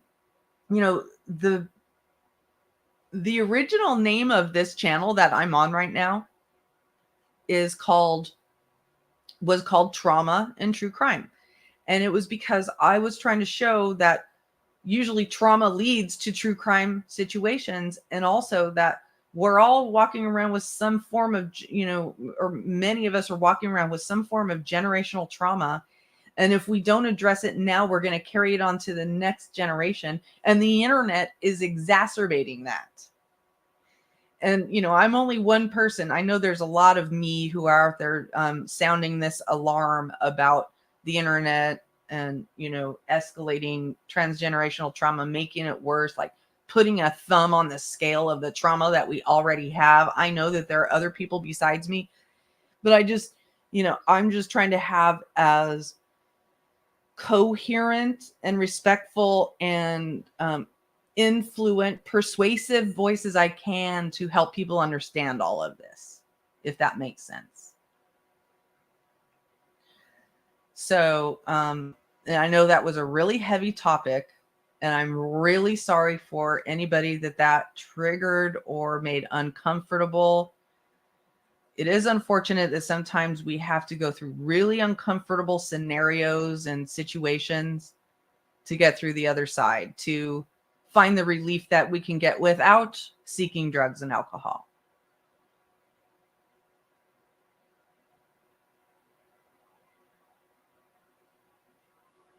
Right? Yeah, absolutely. We can be born with trauma, generational trauma in our DNA. Okay. Sounds like the court is coming back. Let's look at a pretty palate cleanser as we wait for the court to get resettled. Looking through the eyes of my child right now.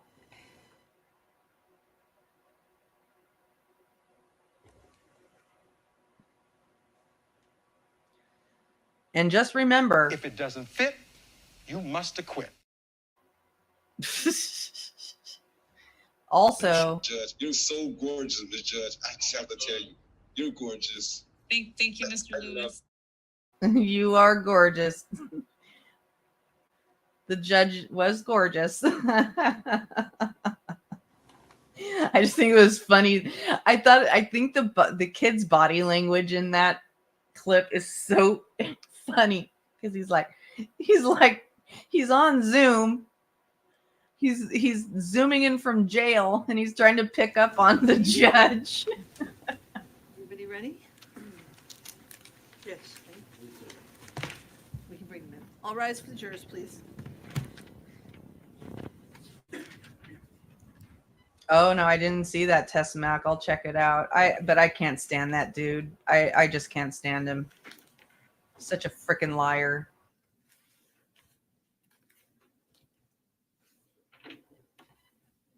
I noticed that, Emily. There are a lot of them.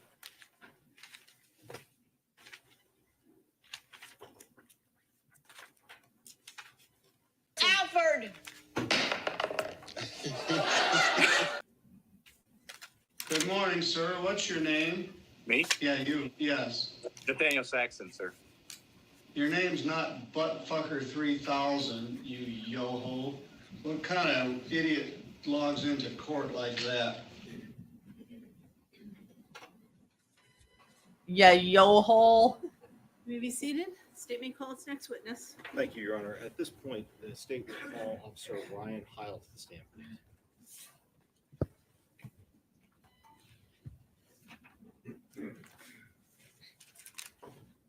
If you would please go right up to the bailiff, watch your foot on the cords over there. Take the stand, please.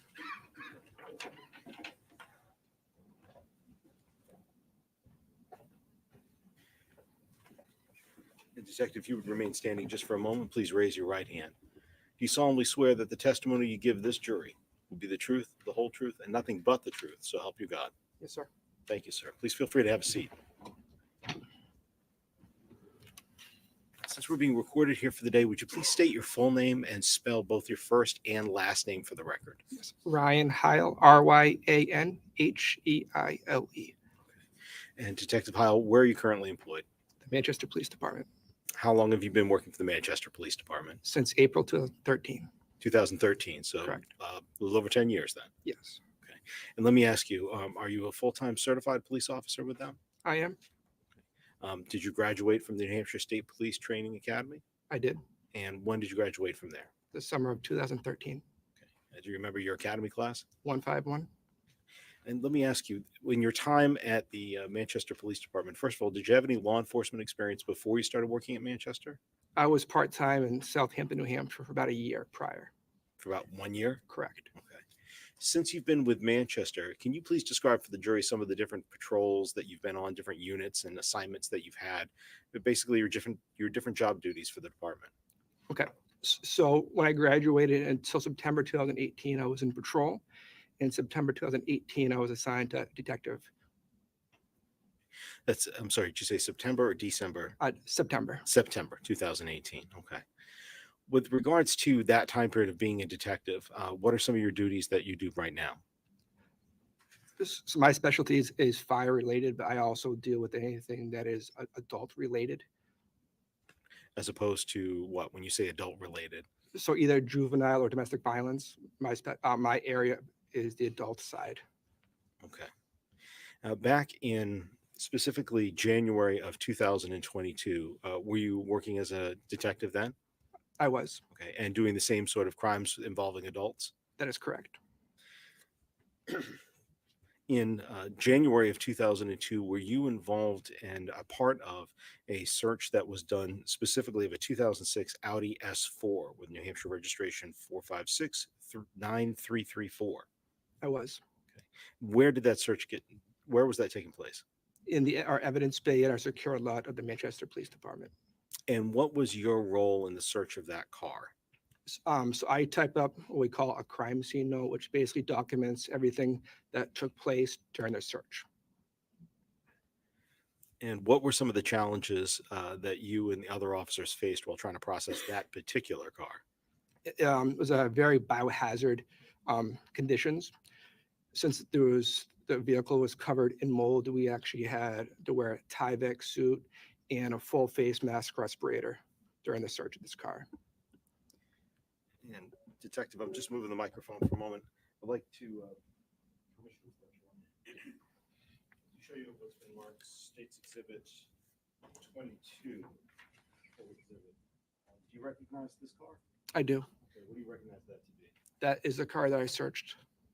Could you go ahead and just for a moment, please? What are we looking at that's all over the front of this car? Leaves, dead pieces of trees, twigs, And where was the biohazard that you had to deal with when you were processing this car?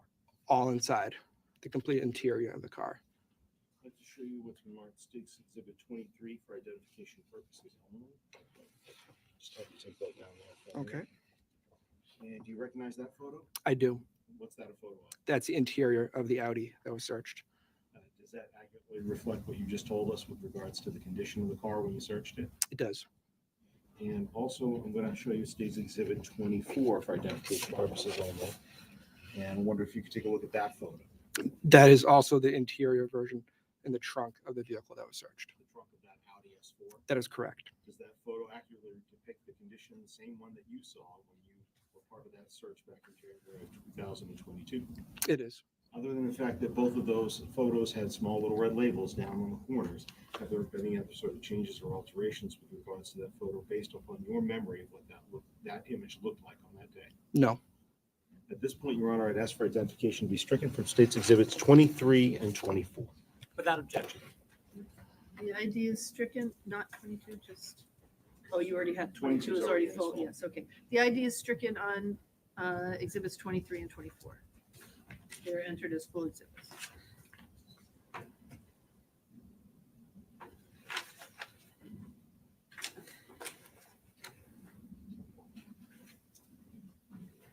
Mr. Hall, I'm going to go ahead and show you State's, and permission to hold this, Your Honor.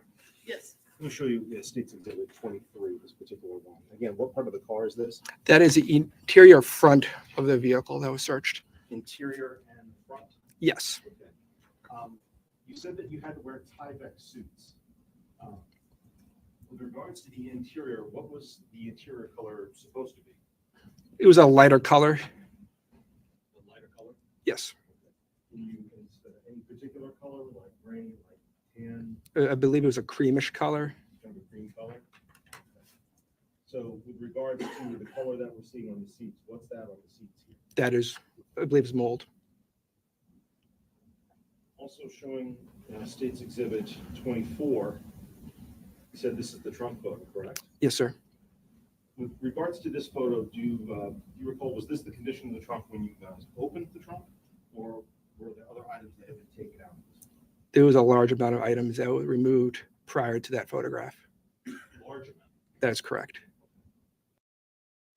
It was a large array. It was a lot of household items, towels, clothes, masks, like COVID masks. Colored masks? Yes.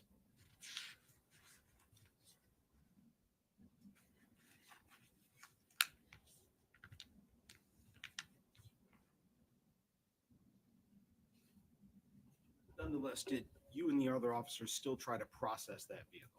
We did, yes. Okay. And how did you go about doing it with a vehicle that looked like that? All of our skin was covered up just because of the biohazard conditions of that car. We did a very slow search of the vehicle. Way we did it is we did seat by seat, so make sure we did not miss anything in the car itself. And from that, were there a number of items that were taken and placed into evidence that day, taken out of that car? Yes, there was. And in the end, were you yourself able to determine whether any of those items had any relevance to the disappearance of Harmony Montgomery? Just based on your own knowledge? No, I did not know that. And with regards to those particular items that were taken out of that car, where did they go when they left the evidence bay, or excuse me, the garage bay where you were working on the car? They would have got secured at the evidence, which is on the second floor of the Manchester Police Department. So we were on the ground level, and it would have gone up to the second floor, been secured that way. Are you aware that some of the evidence in this case, in general, was taken down to a place called DNA Labs International in Deerfield Park, Florida? Yes. And how are you aware of that? I was one of the detectives actually that brought some of the evidence back once it was finished being processed from Florida. Did that include any large pieces of evidence? Yes, it did. Okay. Do you recall what those large pieces of evidence were? And by large, I mean physical. Yes. It was a ceiling tile was one of the items. How big was it? We got a full-size SUV, and if you lay it flat, it barely fit in the back seat of the SUV laying flat. So it was very large. Was there any other sort of large items that came back from that particular lab after testing? Yes. What else? We brought three different pieces of evidence back. Not all were involved in this case, but also some were railings that were part of the ceiling tile that was wrapped up and placed in a bag. And with regards to getting those back from Florida, can you just describe for the jury how those came back and how you were a part of that? So myself and Detective Scott Riley actually drove from South Florida all the way back up here in the SUV with all the items with us. While driving with those items, did you ensure that they were not left alone at any time during that drive? That is correct. It was secured in our possession the whole time. Let me just have a moment, Your Honor.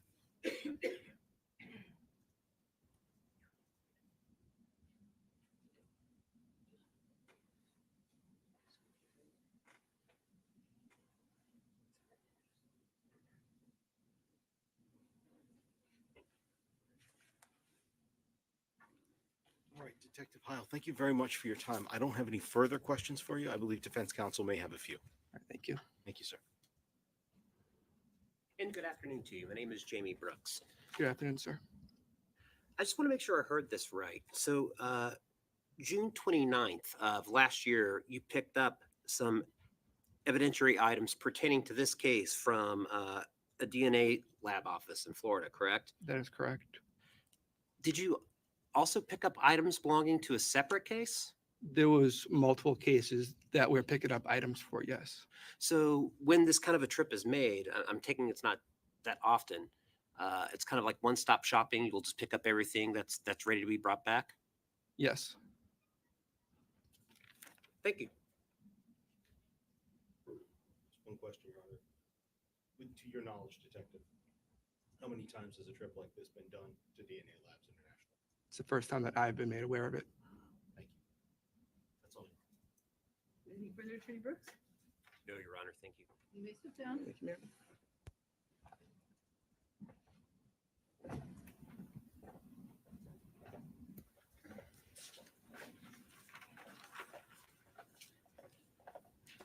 All right. While this witness is transitioning, The state recalls Christina Lubin. Christina, somebody, son, I didn't hear everything. Here's some Twitter reactions about when Berdero was on the stand, which not all of them match our reactions, but a lot of them do. Okay, defense attorney is driving me insane. She's so confusing, and I don't even understand why she's asking what she's asking. Lady, land that fucking plane. Twitter reactions. Miss Lubin, if you would please remain standing for a moment, and please raise your right hand. Do you solemnly swear that the testimony you give this jury will be the truth, the whole truth, and nothing but the truth, so help you God? I do. Thank you. Please feel free to have a seat. Ms. Lubin, as we're being recorded here today, would you please go ahead, state your full name, and then spell both your first and your last name for the record? Christina Lubin, Christina Lubin. And Ms. Lubin, what town do you live in? Manchester, How long have you lived here? 24 years. And are you working right now? I'm self-employed. And what are some of the things that you do being self-employed? Deliveries, flipping furniture, and a hired-in server. And in addition to living here in Manchester, is your residence currently on Dubuque Street? Yes. Let me ask you, do you have a daughter? Yes. And what's her name? Kayla Montgomery. Do you know someone by the name of Chris- Adam Montgomery? Kayla's mom. Yes. Who was he? My daughter's husband. You also know someone by the name of Harmony. Yes. Who is she? Adam's daughter.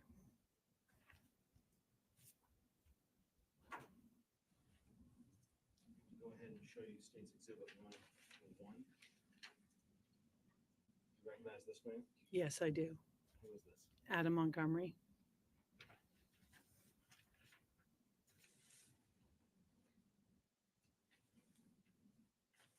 She does resemble her mom. It was shortly after Thanksgiving in 2019. So you only got to know her for a small time, One time, yes, one time. Where did you see her? at my house. And I believe you said it was right around Thanksgiving. Is that appropriate? It was shortly after Thanksgiving, yes. To your knowledge, was that before or after they got evicted from 77 Guilford Street? I believe that's after they got evicted. So beginning in the winter, December of 2019, at some point, did you receive a phone call from your daughter? I spoke to her a couple times. I'm not sure exactly which particular one you're. Let me be more specific. At some point, did you ever see her and Adam and the two boys at your house, but not with Harmony? Yes. And when did that occur in December of 2019? That was it was before December. It was shortly after Thanksgiving because I had just put my tree up, and I don't remember the exact date. I just remember shutting off the overhead lights so that the kids could see the Christmas lights and the ornaments. And that's when you saw Harmony that That's time? when I saw Harmony. Later in the month, did they come back to stay with you? I'm sorry, for a longer period of time than just one afternoon? Yes. Okay. And when they came the second time, was Harmony still there? No, she wasn't. When did you find out that they had been evicted from 77 Guilford Street? Kayla had called me at one point before seeing them at my house about having a flat tire and needing money for it. So I was leaving for the day. So I left them money in a cooler in my side hallway so that they could get their tire fixed. You left the money in a cooler? Yes. Could you describe what did the cooler look like? It was a red cooler with a white top that would flip open. Later on, when you saw them next in December, I believe you testified a moment ago that they did not have Harmony at that point. Is that right? Correct. Okay. Where did you first see them and how did they get to your house that day? I picked them up at my sister's house. They went there because they had no place to go. I guess their car broke down at that point, and they had nowhere to go. Okay. My sister said they Well, definitely. hold didn't on just a stay second. there. I don't want to necessarily ask you what somebody else said at this point, but I appreciate that. Let me ask a few more questions about what you just told us, though. You stated that you picked them up. What kind of car were you driving? I had a green minivan, a Ford minivan. So were you able to fit your daughter, Adam Montgomery, and the boys in that minivan? Yes. Did they have anything else with them? Did they have any luggage with them? They had some bags with them. I don't remember exactly what. This second time when they were there without Harmony, did you ask Adam Montgomery where Harmony was? I asked Kayla. You asked Kayla. Once they were there with you, how long did they stay before they moved on? They were right around then. Do you know where they moved to when they left you? They went to Fit in Manchester. And FIT, is that short for the Families in Transition Shelter? Yes. When they were spending time with you, if you could just go a little bit into detail for us to explain your particular apartment in your building. How, if I were to come visit, how would I be able to get inside your apartment? What are the doors and where are they? There are 3 doors to my apartment. I'm the full bottom floor.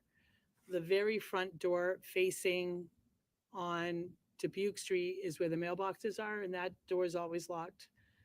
There's a middle door to the left-hand side next to a tree, and that's the side door that I have a door to my apartment there. Mhm. And the people that live on the second and third floor use that door to go up and down the stairs. Then there's a back door where I park my car, and that's the door that I use as my main entrance. When you said before that you had left money for the family, and you had left it in a cooler, where was that cooler located in relation to these 3 doors you just explained? The middle door that's next to the tree. That's next to the tree? Yeah. So that's a middle door, and you mean the tree outside, not a Right, Christmas tree, I right. take it. Okay. Yes. That particular hallway, the door in and out of that hallway, is that, first of all, is that a hallway that's just yours, or is that a common hallway that other people can use to go up and down That's a stairs? common hallway. Common hallway. And the cooler, was that stored inside a locked part of your apartment, or was that out in the common hallway? That was out in the common hallway. When they stayed with you for those couple of weeks in December, what doorway did they come into your apartment? Did they go in from the back one that you described for yourself, or from that common hallway? They went through the common hallway. And did they have a car with them while you were there? Did you see that they owned a car at that point? In December, no, I didn't see a car. They didn't have a car. You stated that your apartment's on the ground floor. Is that a first floor, or is this like a basement apartment? No, it's the first floor. First floor. Got it. And that hallway, what else is in that common hallway besides your cooler that you stored there? There's a door that goes to the basement that's paddle locked. There's there's an entrance to my apartment that goes to my dining room. And then there's the stairs to the second and third floor. The door down to the basement, I believe, is that locked? Not locked. Yes. That's the locked one. How long had you owned that red cooler in the hallway? Couple of years I used it for basketball, for the basketball team. Did you always store it in the hallway? No, sometimes it was in the apartment. Sometimes it was in the hall. Most of the time it was in the hall when basketball was all done. You said a moment ago that you left money in the past there for Kayla and for the defendant. Was the cooler in the hallway when you did that? Yes. And how would you leave that money so that somebody else wouldn't take it? So it was next to my apartment door, at the end of the hallway. And I would put money under a piece of cardboard and then close the cover. So the cardboard was inside the cooler? Yes.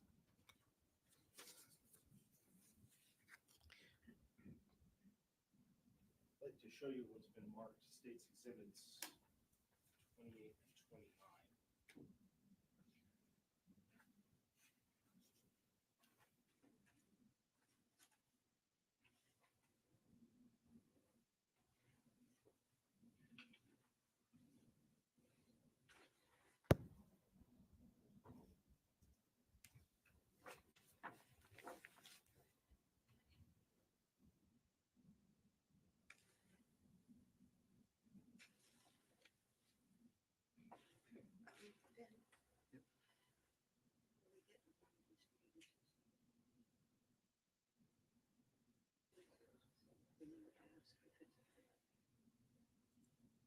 Good night, Johnny.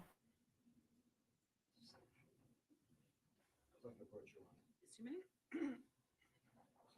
go ahead and show you what's been marked States Exhibit 28 for identification purposes only at this point in time. Do you recognize the object in that photo? Yes. And what is that object? That's the red cooler from my apartment.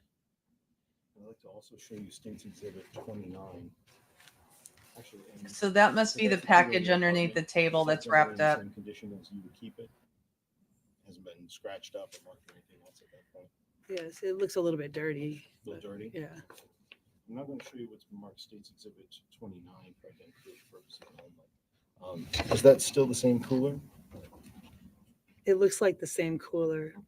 And can I ask, are there any other differences that you see with regards to that cooler from how we just looked at it a moment ago versus how you're looking at it there? It looks really dirty. And do you see any stickers that have been placed on there? Yes, I do. But still the same cooler? It looks like the same cooler. Your Honor, at this point, the state's going to ask for identification to be stricken from State's Exhibit 28. I'm trying to figure that out, good The item Tiffany. is stricken on exhibit 28. It's entered as a full exhibit.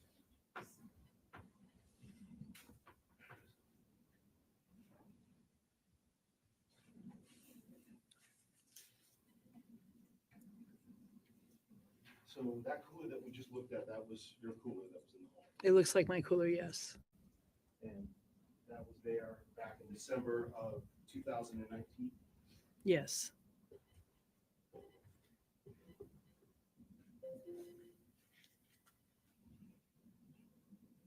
Yep, he's about to grab it from under the table. Put on your double gloves, sir.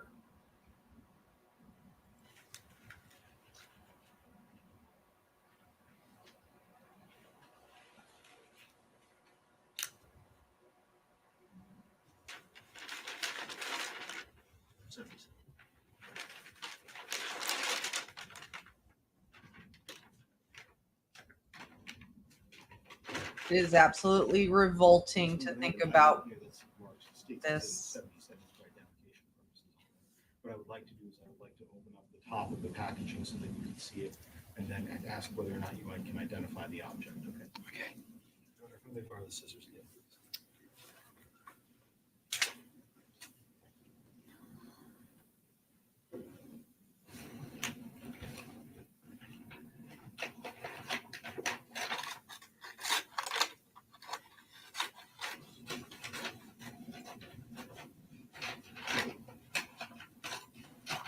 Deep breaths, everyone. Deep breaths.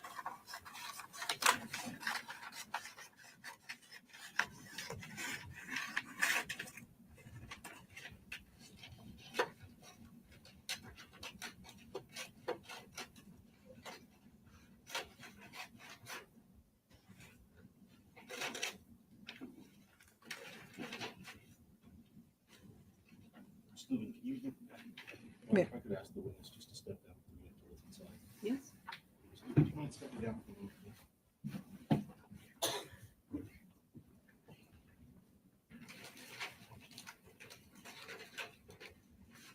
You can just look at this object in general. We're gonna go ahead and open it. Other than the conditions it's in, can you see the color? Yes. The shape? Yes. The handle? Yes. Is this the same cooler? It looks like the same thing. Looks like the same cooler to you. Yes. Thank you. Steve. If you want to sit down.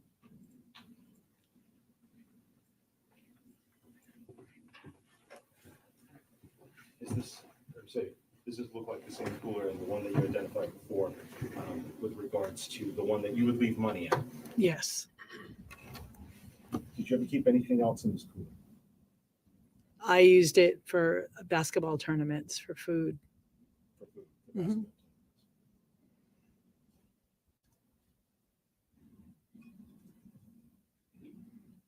At some point, did police come to see you at your home to ask you questions about Ozzy's disappearance? Yes. And later on, did you agree and allow them to do a search of your home relative to that investigation? Yes. I don't remember them actually searching the home. But they were free to come in and do whatever they like. And let me ask you, did they take that cooler from you when you met with them on one occasion? Yes. Did they explain to you why that they took the cooler or no? Not really any detail. They just needed it. Do you know why they took the cooler? I had a suspicion. What was your suspicion? I know they were looking for Speculation. I'll withdraw the question, Your Honor. Objection is sustained. Ms. Lubin, one thing I do want to make clear, other than the money and the food that you had before for basketball games and other than the money that you left for Kayla, do you have any idea what else was kept inside this No. cooler? No.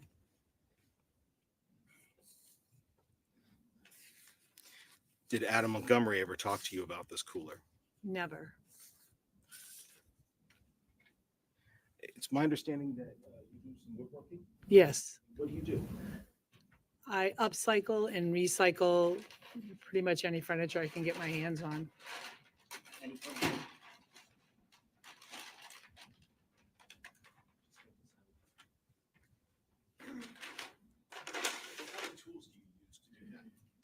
I have a table saw, I have a circular saw, I have a band saw, I have a sill saw. Sill saw. What kind of saw is that? It's a saw that I use to cut pallet, not go through the nails on pallet wood. It's like it's a handle and it's got long blades that you can put in it. Long blades? How long? Well, the blade itself's like this big, and then you have the end piece that attaches inside the machine. And how does that saw operate? You said it's about yay big. Is it round or is it? No, it's like just a long blade about this thick, and it kind of vibrates back and forth as it. When you hold your hands up to be what, maybe about an inch thick? Is that about right? Yeah, maybe almost an inch. Almost an inch.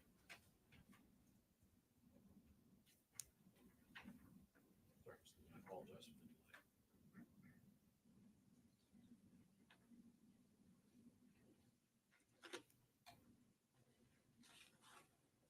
And could you describe just again, you've got, I believe you said you've got a jigsaw. Do you have a miter saw or a chop saw? I do have a miter saw, yes. I'm going to go ahead and show you what's in Yard Stakes Exhibit 63. Do you have a grinder? No, You don't own a grinder. no, I don't own a grinder. And how long have you been doing woodworking? About 6 years. 6 years or so? Mm-hmm. Fair to say you've got a lot of different tools for those jobs. Mm-hmm. Woodworking. Yes. And a grinder is not one. No. Let me just have a moment.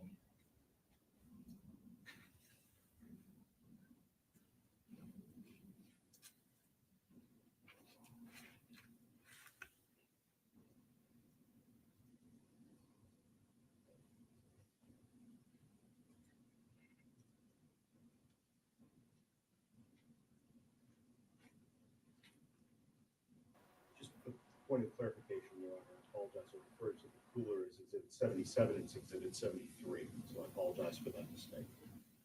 And that, I don't have any further questions for you. Thank you very much for your time. I believe Defense Counsel may have a few. Thank you. Good afternoon. I'm Caroline Smith, and I do have a few questions for you, and let's start with the tools, okay? Where do you keep your tools? I have some by the back door on a rack, and then I have some put away in a little storage unit that I made that's on wheels in my off the side of the dining room area. Okay, so that's in your, some are in the apartment, some are out? No, they're both in the apartment, just different locations in the apartment. I've Okay. had to move them around. Okay. And the basement, is that something anybody has access to? No, well, the tenants have access to it because we each have a key Okay. because it's padlocked, but it's not anything that we use to store anything or. Okay. And I said I'd get to the tools, so I'll get to the tools first. I'm going to show you what has been marked as Exhibit H. Okay. Do you recognize what kind of tool this is? That's a miter saw. And that's one of the tools that you have, right? Yes.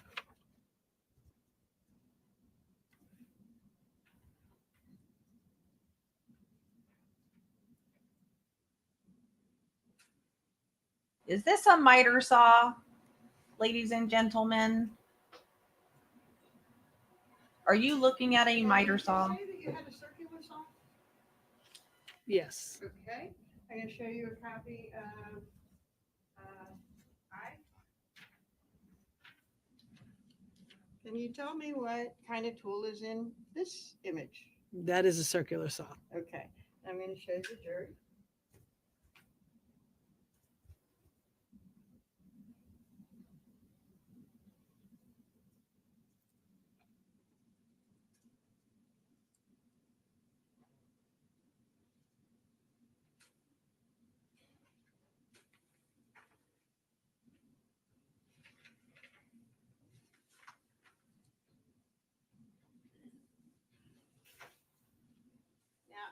get a little bit of an understanding of your place and where Kayla, Adam, and the kids stayed.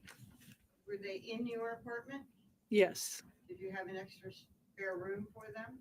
not for them. That was packed full with furniture flipping and tools. Okay. So it was a room that you had available that you let them use for a while, but it wasn't a room that you had intended for them. They didn't really use the room. They just put their items in there, their clothes in there, and they slept on the pull-out couch in the living room. Okay. All right. So all the kids are, and the family is all together. Mhm. Okay. So just to get a better idea, and the jury too, of your house, you're on the first floor. Yes, And if you're on Dubuque Street, if you look at the right side of the building, but facing Dubuque Street is a door. yes, And then you've got a arched window beside that door. yes, And then on the other side, there's a sidewalk that goes along the side. yes, And I think that you said that there was a door in the middle of the building along that sidewalk. yes, And then in the back of the building, there's another door. yes. And you use the front door? No, You use the side door along the sidewalk? no, You use the back door? yes, Okay, and that you park there? yes, Okay, so you drive around back of the building, you park, and you can come in the back way. yes. Do you have the whole downstairs? The whole floor, yes, Okay, so any door that you go in, you can access your place. yes. You don't necessarily, but you Right. can. So the middle door, where did you say that Adam and Kayla and the kids would go in? The middle door. The middle door along the sidewalk. Hmm. Okay, and the front door would be for tenants going upstairs or something? They would use the middle door. Okay, front door was for show? Front door, you go out and get your mail. Okay. Yeah. Okay. And now I want to talk about when you met Harmony. And you recall that visit, right? Yes. And you even recalled what she was wearing, right? No, I don't recall what she was wearing. Okay, I'm going to show you a copy of a report that I believe that you were given to review prior to your testimony. And do you remember meeting with the state about your prior testimony? Yes, And you reviewed the report that they asked you to review? I remember reviewing it. Yes. Okay, and you said that it was accurate? Yes. Okay. If I show you a copy of that report, will that help refresh your recollection of if at some point you remembered what she was wearing? Yes. It's been a chaotic couple of years, huh? Yes. Okay. Okay. Oh, look at Sally, Jesse, Lane, Oriani trying to establish a rapport with Kayla's mom.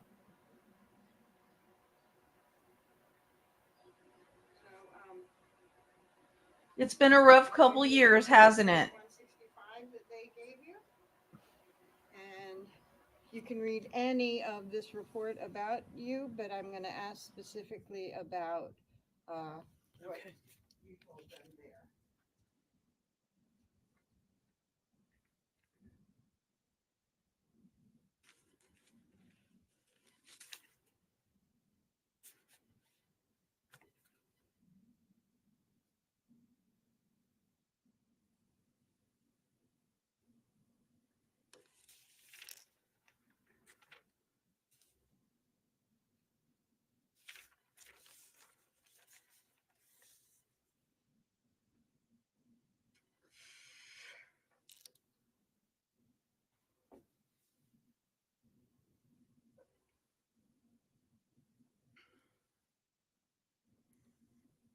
Okay, I just read that part. Okay. And do you recall that you remembered then that she was wearing a pink jacket? I don't really remember what she was wearing, like visually. I remember this. I remember everything else in there, but I don't really remember a fuzzy coat. And It Okay. doesn't say anything about pink. And pigtails? Yes, I remember the pigtails Okay. And glasses? and glasses. And you remember that because you were paying attention to her, right? She was next to me in the living room. Okay. So you were able to see her face, Yes. and she was adorable. Yes. And you enjoyed meeting her and trying to get to know her. She didn't talk much, and they were there very briefly. Okay. And I believe that you said she looked healthy. Yes, she did. Okay. And she was pleasant, didn't talk much, but seemed fine. She seemed fine. Yes. Okay. Thank you.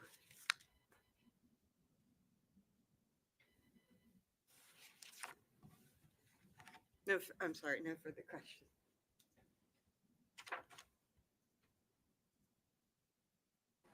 Any redirect?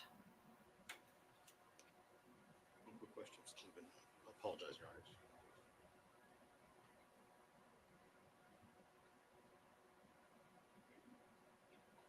Could you show a couple of saws by Trent Smith a moment ago, and you look at this.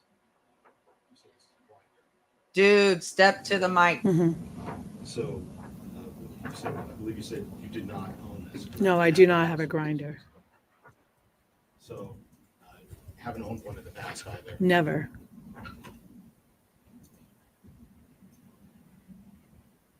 So, if somebody saw one new in a box, it wasn't yours. No. No. Thank you. No, Your Honor, thank you. Sit down. We'll see if they call another witness. They had mentioned wanting to end early today.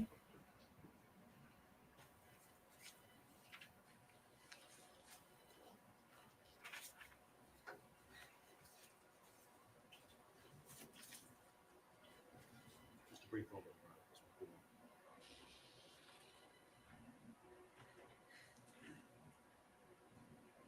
It's a good question, Stephanie.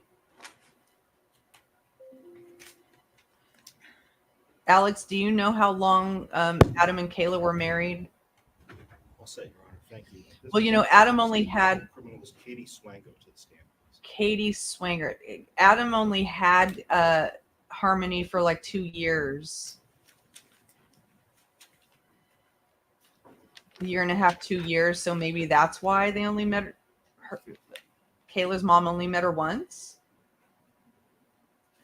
That was Leo. That was at a shelter where they put her in the Sorry, ceiling. Ms. Swango, for the courts. I apologize. Thank you very much for being here. If you would please raise your right hand. You solemnly swear that the testimony you give this jury will be the truth, the whole truth, and nothing but the truth. So help you God. I do. Thank you. Please feel free to have a seat. And as we're being recorded here today, would you please go ahead, state your full name and spell both your first and last name for the record? Katie Lynn Swango, Katie, Katie, Swango, Swango. Thank you very much. And Ms. Swango, where are you currently employed? I work for the New Hampshire State Police in the Forensic Laboratory. How long have you worked for them? SWANGO. Next month will be 16 years. 16 years. Yes. Okay. Where did you first begin work as a criminalist? I worked at the California Department of Justice in Richmond, California in their laboratory. How long did you work out in California? Just over 6 years, I think it was 6 years and a couple months. 6 years and a couple months. Okay. What did you specialize in when you were working in California? So when I started there, I was actually working in their method development unit, but the whole lab that I worked in was all still forensic DNA. But I was in method development, which is just testing methods to see if you can do things faster, cheaper, better than whatever the caseworkers are doing then. Mm-hmm. And then I entered a training program to be an actual forensic DNA case analyst. When that was over, I was an analyst for about a year there before I moved to New Hampshire. And when you moved to New Hampshire, and I take it at that point, did you start working for New Hampshire State Police Forensic Laboratory? Was that your first job when moving into New Hampshire? Yes, I moved here specifically for the job. And what position did you start at for them? The same position I'm in right now, a criminalist too. So with regards to that, what unit do you work in inside the State Police Forensic Lab? forensic biology. And could you just please, for a brief moment, explain to the jury what the different units are at the State Police Forensic Lab? Sure. So the lab has a lot of different services that we offer. So there's fingerprints, there's controlled drugs, there's toxicology, there's digital evidence. So there are many different sections, one of them being the forensic biology unit. And what sort of background do you have to have in training? First of all, let's talk about education, I guess. What kind of education do you have to work as a criminalist too, and to work in the forensic biology unit? So to work in the lab in general, you have to have a bachelor's of science degree. But to be in DNA specifically, to be an analyst in the US, to be a DNA analyst, you need to have specific classes on top of a Bachelor of Science degree. And the Bachelor of Science has to be in a science, chemistry, biology, forensic science, something like that. But the classes that you have to have specifically for DNA is you have to have microbiology or molecular biology, you have to have statistics, genetics, and biochemistry. So for your own educational degrees, I take it you obviously meet the bachelor's requirement, but what other degrees do you have? Right. I also have a PhD in human genetics. I'm sorry, in what? Human genetics. Okay. Sorry, trying to stand close to the microphone myself. So Now if you could just that scoot is in an a little bit expert. close to the microphone, I appreciate that. And what are some of your current duties inside the unit? What do you do right now for them? So I am a DNA analyst for the casework. So that means that I will do DNA cases. I also work or am trained to work in another section of the forensic biology unit, which we call serology. That is identifying body fluids on evidence. So I work in those two sections within the unit. I write my own reports. I review other people's work. I train other people. And I go to court. Okay. So I take it then that your duties do include the analysis and the comparison of different DNA samples. Yes. Could you please describe, I believe you talked a little bit about some of the additional training that you need and qualifications, but what sort of training and qualifications did you gain to be able to make those comparisons between different DNA samples? So that's all part of when you're training to be a caseworker, both back when I was in California as well as here. That's we take classes, you have on-the-job training, and that's all teaching you how to follow the guidelines that are recommended for DNA testing in the US. Do you have any continuing education requirements once you get your degrees? Do you have to keep doing other coursework to be certified? Yes, to remain an analyst in the US, you have to have a minimum of 8 hours of continuing education every year that's specific to DNA. Generally, we go to conferences, so it's a couple days. It's not just the 8 hours, but it can be just 8 hours, but it's a minimum of 8 hours a year. So between your 7 years in California and your 13 years here in New Hampshire, when you add those together, how many DNA profiles would you say that you've analyzed over your career so far? Thousands. Just thousands. Right. I don't have a specific number, but thousands of samples. Have you ever been qualified in court as an expert in the area of DNA analysis and testing? Yes, I have. About how many times? Around 40. And with regards to those qualifications of being qualified as an expert, has that occurred here in the state of New Hampshire? Yes, most of the times. I think only 2 were in California, so around 38 times here. 38 times here in New Hampshire? Yes. And does that include here in Hillsborough County in the Northern District? Yes. At this point, Your Honor, we would ask that Criminal Swango be qualified as an expert in the field of DNA analysis. I have no objection to her giving her opinion. I find her so qualified. Thank you, Your Honor. So, Criminal Swango, if you could explain a little bit about DNA. Everybody's seen a lot of things on TV and the news, but courtroom is not necessarily like they put things on TV or in the news. Or excuse me, TV or in movies. Can you just explain for us what is DNA? Where does it come from? And how does it play a role in your work? So DNA is what we kind of hear as the blueprint of our bodies. It's what makes us a human instead of an animal or a plant or something like that. We get our DNA half from your mom, half from your dad. we can find it in any cell in your body except a red blood cell. Everybody has different DNA in their body, and except identical twins. So if there's an identical twin, they'll have identical DNA, but everyone else will have a different profile. As I said, it's in all the cells in your body, which is why it's helpful in a case like this, or not just this kind of case, but forensics in general, because everybody's profile is unique except identical twins. If we can find a body fluid or cells from a person, we can identify who that's from, usually. If I could ask a quick follow-up to that, you stated that DNA cannot be found inside red blood cells. So how is it then that DNA can be found in a blood sample from somebody or a blood swab, even if it's not in the red blood cells themselves? Because there's a lot of other cells in your blood. So blood isn't just red blood cells. It's got platelets, it's got white blood cells, and other components of your floating around in your blood. So yes, if we were swabbing literally just red blood cells, we wouldn't necessarily get a profile, but we're not. That we're getting the whole component of the blood, and that's what we're getting the DNA from. What part of the DNA do you look at when you're going to go ahead and kind of process and develop a DNA profile? So we're looking at, so every cell has a nucleus inside, and that is the DNA that we're looking at, the DNA in the nucleus. We're not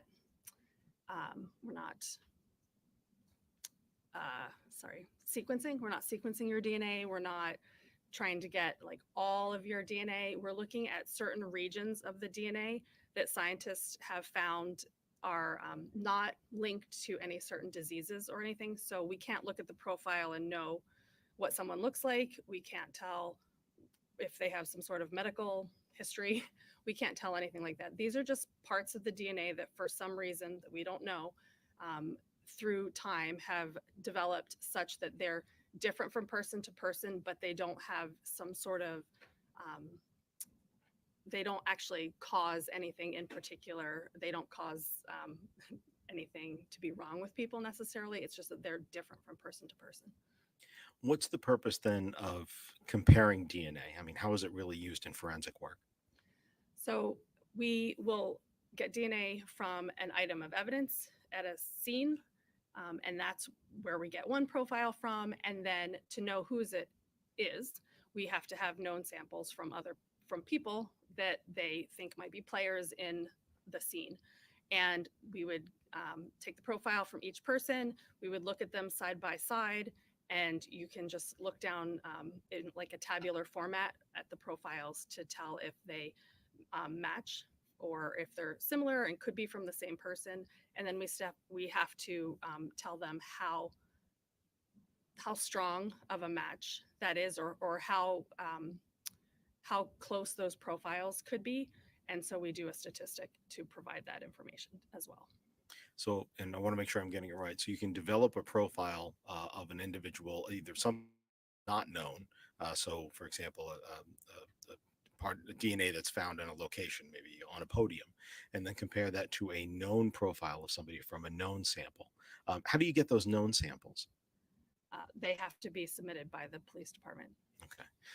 If you were to take a known sample from me right now, what are some of the different ways that you could do that? The way that is easiest and what usually we do is we take what's called a buccal swab. So it's just a long swab on a stick. So it's kind of like a Q-tip, but whereas a Q-tip is double-ended, it's just got one end that's cotton and it's got a long stick, maybe about 6 inches long. We would swab the inside of your mouth or give it to you to swab the inside of your mouth. And that's what we would collect, and it's called a buccal swab. Could you also be able to develop a profile from somebody's blood if you know whose blood it is? Absolutely. That used to be what people did, is you'd have to have a phlebotomist, and it's a lot more invasive for a person. So it's just easier to get the buccal swabs, but we could get it from any body fluid if they know it's from a certain person because they can see it being collected from that person. We could use it. It's just the buccal swab is easiest. As long as it has cells from a person, I take it. Yes. Okay. Did you conduct any DNA analysis in this case, either of something where you didn't know who it was from at the beginning, or whether it was a known profile, you knew who provided the sample? I did. Okay. And what known DNA samples did you have for this case? What are the knowns that you were working with? I had 2 known samples. I believe they were both buccal swabs. One was from Adam Montgomery and one was from Crystal Sorey. So one from an Adam Montgomery and one from Crystal Sorey. Yes. Did you obtain a profile for Miss Sorey from the known swab that you had? Yes. And did you obtain a profile for Adam Montgomery from the swab that you had? Yes. Were you, from looking at those two, you now had 2 fully known profiles. So if I were to put these 2 side by side, I take it they would not look similar to one another.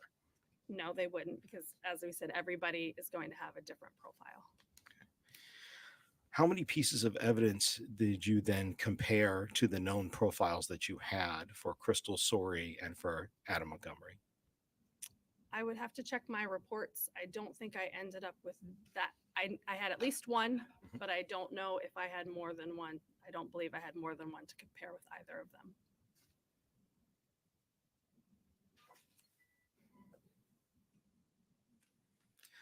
The reports that you wrote in this particular case, I want to make sure that I have an understanding. Did you do a report on January 19th of 2022, February 21st of 2020, excuse me, January 29th of 2022? Apologize, let me get these in order. January 1st of 2022, February 1st of 2022, February 21st of 2023, and June 29th of 2022.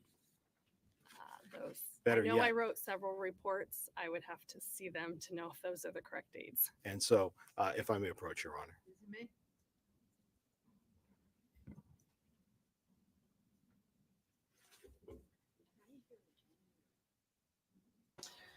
I've learned something from this witness. I did not know that about red blood cells and how you can't get DNA just from the red blood cells, but what's in them. You know, that's crazy. And, you know, it just goes to show you, like, we YouTubers know nothing about this stuff. With regards to reports that you write, about how many reports do you write per year? I'd say maybe 60 a year, something like that. And do you review other people's reports as well for accuracy? I do. I'm going to show you a series of documents that have shown defense counsel. I apologize. I'm going to go ahead and let you take a look over it and just let me know when you're done.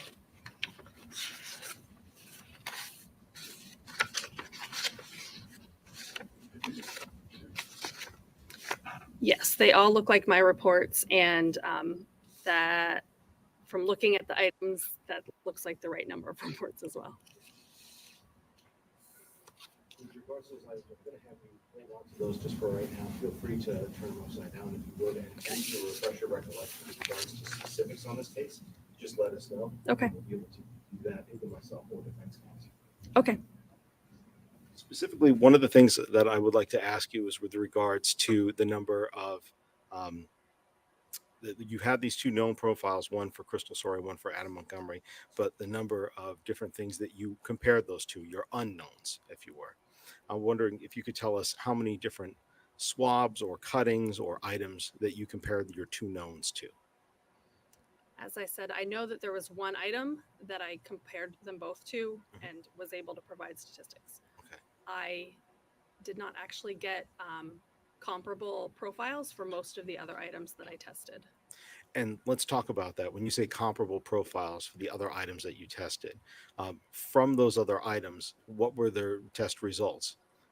So a lot of the items that I got, we there wasn't enough DNA, so it was below the level of detection in our methods, or there was at least one that had DNA from more than 2 people.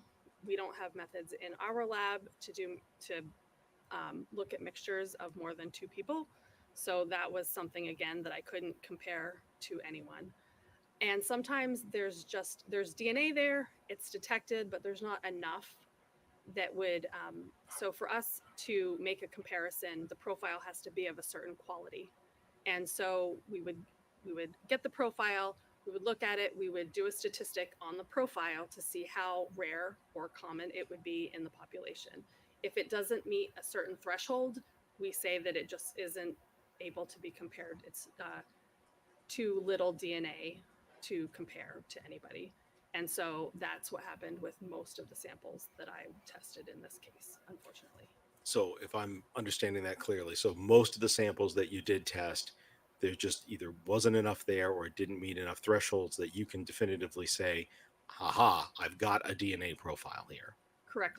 That's following our protocols in the laboratory. That's how most of them panned out in this case, yes. And what to generate those profiles, even in the one item that you said that you could, or the ones that you couldn't, what are the 4 steps that you go through to basically get and try to create a DNA profile from a swab or from an item? Okay. So I'm not, and we don't create them. Mhm. Creating makes it sound like I we're making apologize. them. To be able to see if there's sufficient information there to generate a profile, not generate, excuse me. I want to make sure I'm using your language. You tell us the right words to say. So the first step that we have is we're going to take our item of evidence and cut a piece into a tube, and we're going to put some buffers and chemicals in there, and we're going to try to break apart the cells. And the purpose of that is to get the DNA out of the cell, because we can't do anything with it if it's still within the cells. And that step is called extraction. We're extracting the DNA, just like you would extract juice or anything else that you would have an extract. So we're going to extract the DNA out of the cells. Then once you have the DNA, we need to figure out how much we have, because we've, through validations, looked at our methods, and we know how much DNA is ideal for our downstream. So if we have too much DNA, our equipment isn't going to work properly. If we don't have enough DNA, it's not going to give an ideal profile. We might not get any profile. So we need to know about how much DNA we have so that we can decide if we have to dilute it before we go on, because we don't want to have too much that it doesn't work. And of course, if we have methods online, or depending upon how we do our extraction, if we need to concentrate a sample, and if that's possible. So our next step then is figuring out how much DNA we have, and that is called quantitation. We're figuring out the quantity, so quantitation. The next step is amplification. So that's where we're going to make lots of copies of the pieces of DNA that we're interested in. Again, I said we're not sequencing your whole genome. We're just taking specific locations of the DNA. As I said, these ones that scientists have found are different from person to person, but they don't cause any sort of diseases, or they can't tell if you wear glasses or not, or anything like that. So we're just going to make copies of these specific pieces of DNA, and that's called amplification. We're amplifying it, making more of it. The next step is when we run it on our instrument, which is called a genetic analyzer. So we would take our DNA, we put it on the genetic analyzer, the samples run through it, and the data is collected by a laser, and it's just colored light is what the instrument sees. It sees colored light coming off at different times. But if I just look at that data, it's just colored light at different times, and a human can't really make anything out of it. So of course we need a computer software that can take that information and make it something that we can use in some way. The way that it does that is what it comes off of, something that I would see is it looks kind of like a graph with a bunch of hills and peaks and valleys, and we call that an electropherogram. And that is what we would look at to determine a DNA profile, because the software is going to compare the peaks and valleys and the different colors with knowns that come from the company to tell us, if you see a blue peak at this time, at this size, this is going to be this. This was what the number would be for that part of the profile. If you see a red peak at this time, it's going to be this number in the profile. And that's how we end up making a table from our hills and valleys, and making a table of what that person's profile is going to be. Even if we don't know who it is, we know that that came from a person and that's their profile. And then we would do that with each item and compare them. And so if I can ask, you said before you had 2 known samples. Is that the same process that you put the 2 known samples through, the one for Crystal Soria and the one for Adam Montgomery? Exactly, yes. So from that, you've developed, or you were able to see a table of what their DNA makeup was with regards to the standards and the protocols that you would ordinarily follow in the lab. Again, like you said, we're not, sequencing somebody's entire genome here. That's correct. And did you have a known sample for Harmony Montgomery? I did not. The one item you said before that you were able to come up, or not come up, but be able to discover and see that there was a profile there. Do you remember what that item was? It was a toothbrush. And specifically, do you remember, did you look at the toothbrush itself? Yes. Okay. I believe it was a Trolls toothbrush.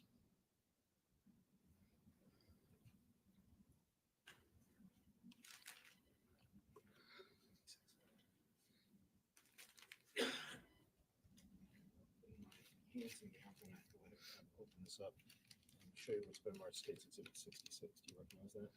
I recognize that to some degree, but mostly I can recognize the packaging because it has my initials and the date that I went into the bag on the outside of the package. So I can see my initials and the date that I opened it the first time and the date I opened it a second time. So is this the Trolls toothbrush that you have? It is.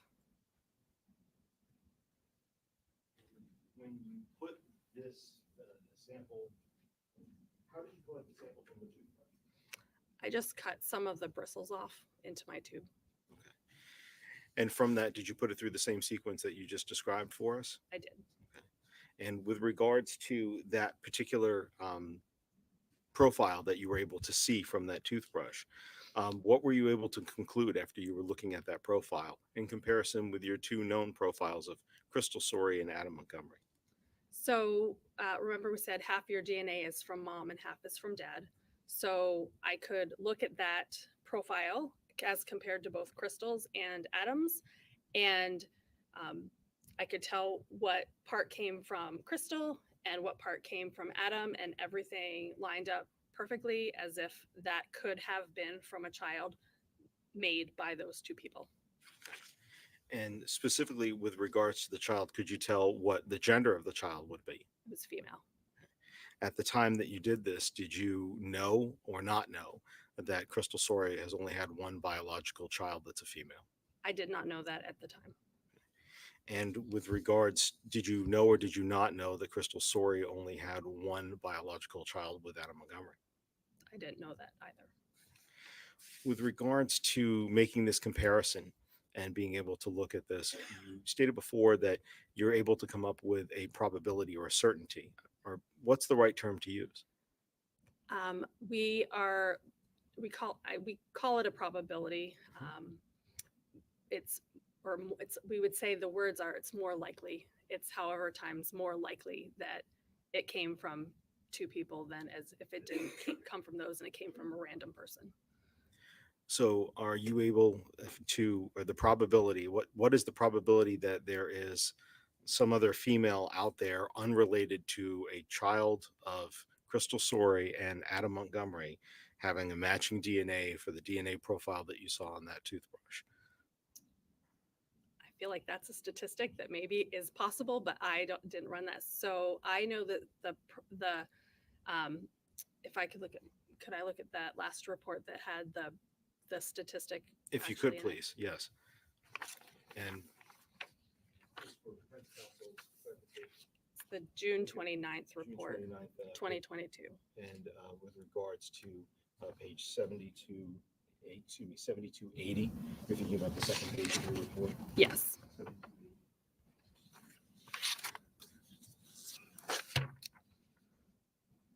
So the statistic, once I looked at the profile of the toothbrush and compared it with both Crystal and Adam, the statistic was that it was at least 100 sextillion. So that's a lot of zeros. I think 21, 21, right? Something like that. I would have to write that more likely to see these genetic results if the profile of the toothbrush was a biological child of Adam Montgomery and Crystal Story than if it was two unrelated people. So it's that much more likely that it's from a biological child of Adam Montgomery and Crystal Story than Some random people. And that's 100 sextillion. Yes. So practically speaking, from looking at this, without being able to say, of course, that this is in fact Harmony Montgomery's profile, it's 100 sextillion more likely her profile than anybody else. Right. If they have one child or one female child, then that would be my next step in saying that makes sense, right? If they had one female If child. they had one female child, Right. yes. Which you didn't know at the time that you did this testing, right? Correct. Your Honor, if we can approach. 100 sextillion. So they basically just established, yeah, that is Harmony's DNA that was on that toothbrush, that was in the car in the Sebring that had been in the junkyard for 2 years. And yeah, Ladies and gentlemen, this is the last one. we are going to break for the day. We'll resume tomorrow morning at 9 a.m. So please be here at 8:45. I'm just going to ask you, ma'am, to stay seated. I remind you, don't discuss the case with each other or with anybody else. Don't do any independent research. Don't look up any law or terms that you've heard. Don't do any scientific research. Your verdict must be based exclusively on the evidence that you hear at this trial, not on something else that you've heard or read, or based on any conversations with you that you've had with anybody else. So it is your highest duty as officers of this court to make sure that you are following that obligation.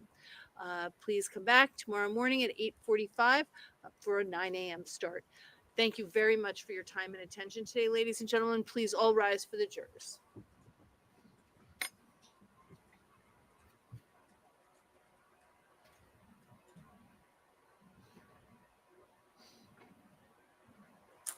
Let's just see if they say anything interesting. I have a couple more pictures to show you that is not necessarily related to this trial, but related to the conversation we've been having in chat. You may step down.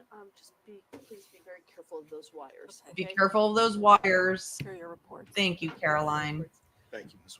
You're welcome. All right, counsel.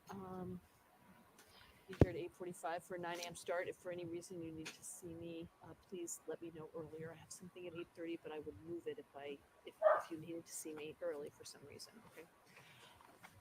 Thank you. All right. Thank you, everybody. So that was the genetic expert, and the DNA expert, and she really is an expert. She has a huge amount of training. She has a PhD in it. I will take her word over any yodel on YouTube about whether that went straight to something else. Let's remove me from here. Not me. Don't remove me. Remove that. Okay, sorry.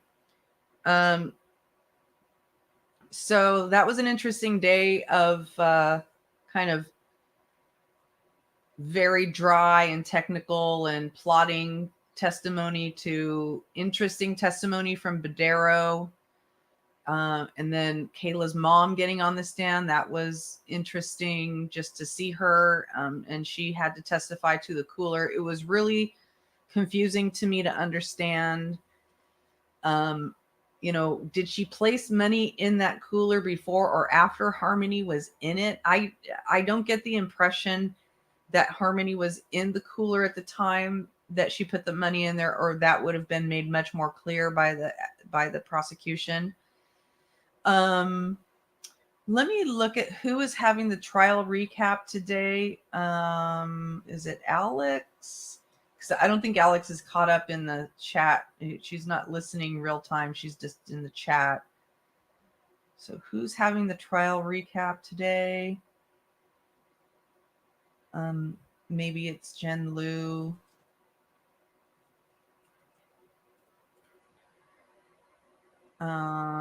So neither of them have anything scheduled at this point, but I've shared their links. So just, check them out if you want some good trial recaps. They might be going on somebody else's channel tonight that I don't know as well. So tomorrow, obviously, this witness will probably be getting back on the stand. It didn't sound like they had a lot more questions for her on the state side, but they will have cross examination for her. It'll be interesting to see how they try to. Yeah, it wasn't clear, Harlot. It'll be interesting to see if the defense tries to get technical on breaking down the DNA testimony. But basically what they've established, and I think one of the most important things they established with Anthony Badero on the stand was timing, that at a certain point they had harmony, and then after a certain point they didn't have harmony. And when the defense is trying to claim that Harmony actually died, does not line up to when she was last seen by anyone but Adam and Kayla, right? And so, yeah, I agree too. Like anybody who was responsible for that child should be there. And my understanding is that Crystal, her mom, has been there every day, and for all her faults, that shows that she cares. For all the mistakes that she made leading up to it, it shows that she does care. So I want to show you. We were talking about the total eclipse that happened in 2017, and this leads up to a good kind of feel-good story in the DNA. We've been talking about the familial DNA. So when I went to see this, these are real pictures that my friend took in Sylva, North Carolina, when we witnessed the full eclipse. These were from Sylva, North Carolina. And I took that trip with a friend of mine who was adopted. And when we were on this trip, I asked her, I said, if you want, you can get your DNA tested and you might be able to find, do you want to know? Do you want to know who your parents, where you come from? Do you want to know? We've always talked about it. I've known her since junior high. And she's always wondered about her ethnicity because, she was raised in a Jewish household, but she has olive skin, right? So she always wondered, where do I come from? So I was asking her, do you want to know? And she said yes. And I said, so if I sent you a DNA test, would you want it? And she said yes. I didn't want to just send it to her. I didn't want to make the assumption. So I sent it to her. She took the DNA test. And long story short, she has now been reunited with an entire family of people. Half sisters, half brothers, father and mother. Her biological family. And she knows what she knows her ancestry now. She knows that she is half African American and half Italian. And it's an amazing story. And, but she opted to do it on her own. But that's what updates in technology can do. And, science can do. So I just wanted to tell you that feel-good story. And thank you all for being here. Thanks for being so awesome in the chat and respectful. And, I think most of you know that I'm not a huge fan of tearing apart people's looks, and nobody did that. We make comments on people's, hairstyle or, the things they're wearing in court. But I just really appreciate how respectful you all are and smart. And do remember to hit the thumbs up, consider becoming a member, and I will see you tomorrow. I will reschedule for this for tomorrow, and we will continue the trial. And One last little tiny thing. Little tiny thing. This is why we're here. This is why we're here, right? We all know that, but I like seeing her face like that. She looks so happy. Okay, everybody. Have a great rest of your day. That's true. Walk away, Renee. All right. I'll see ya.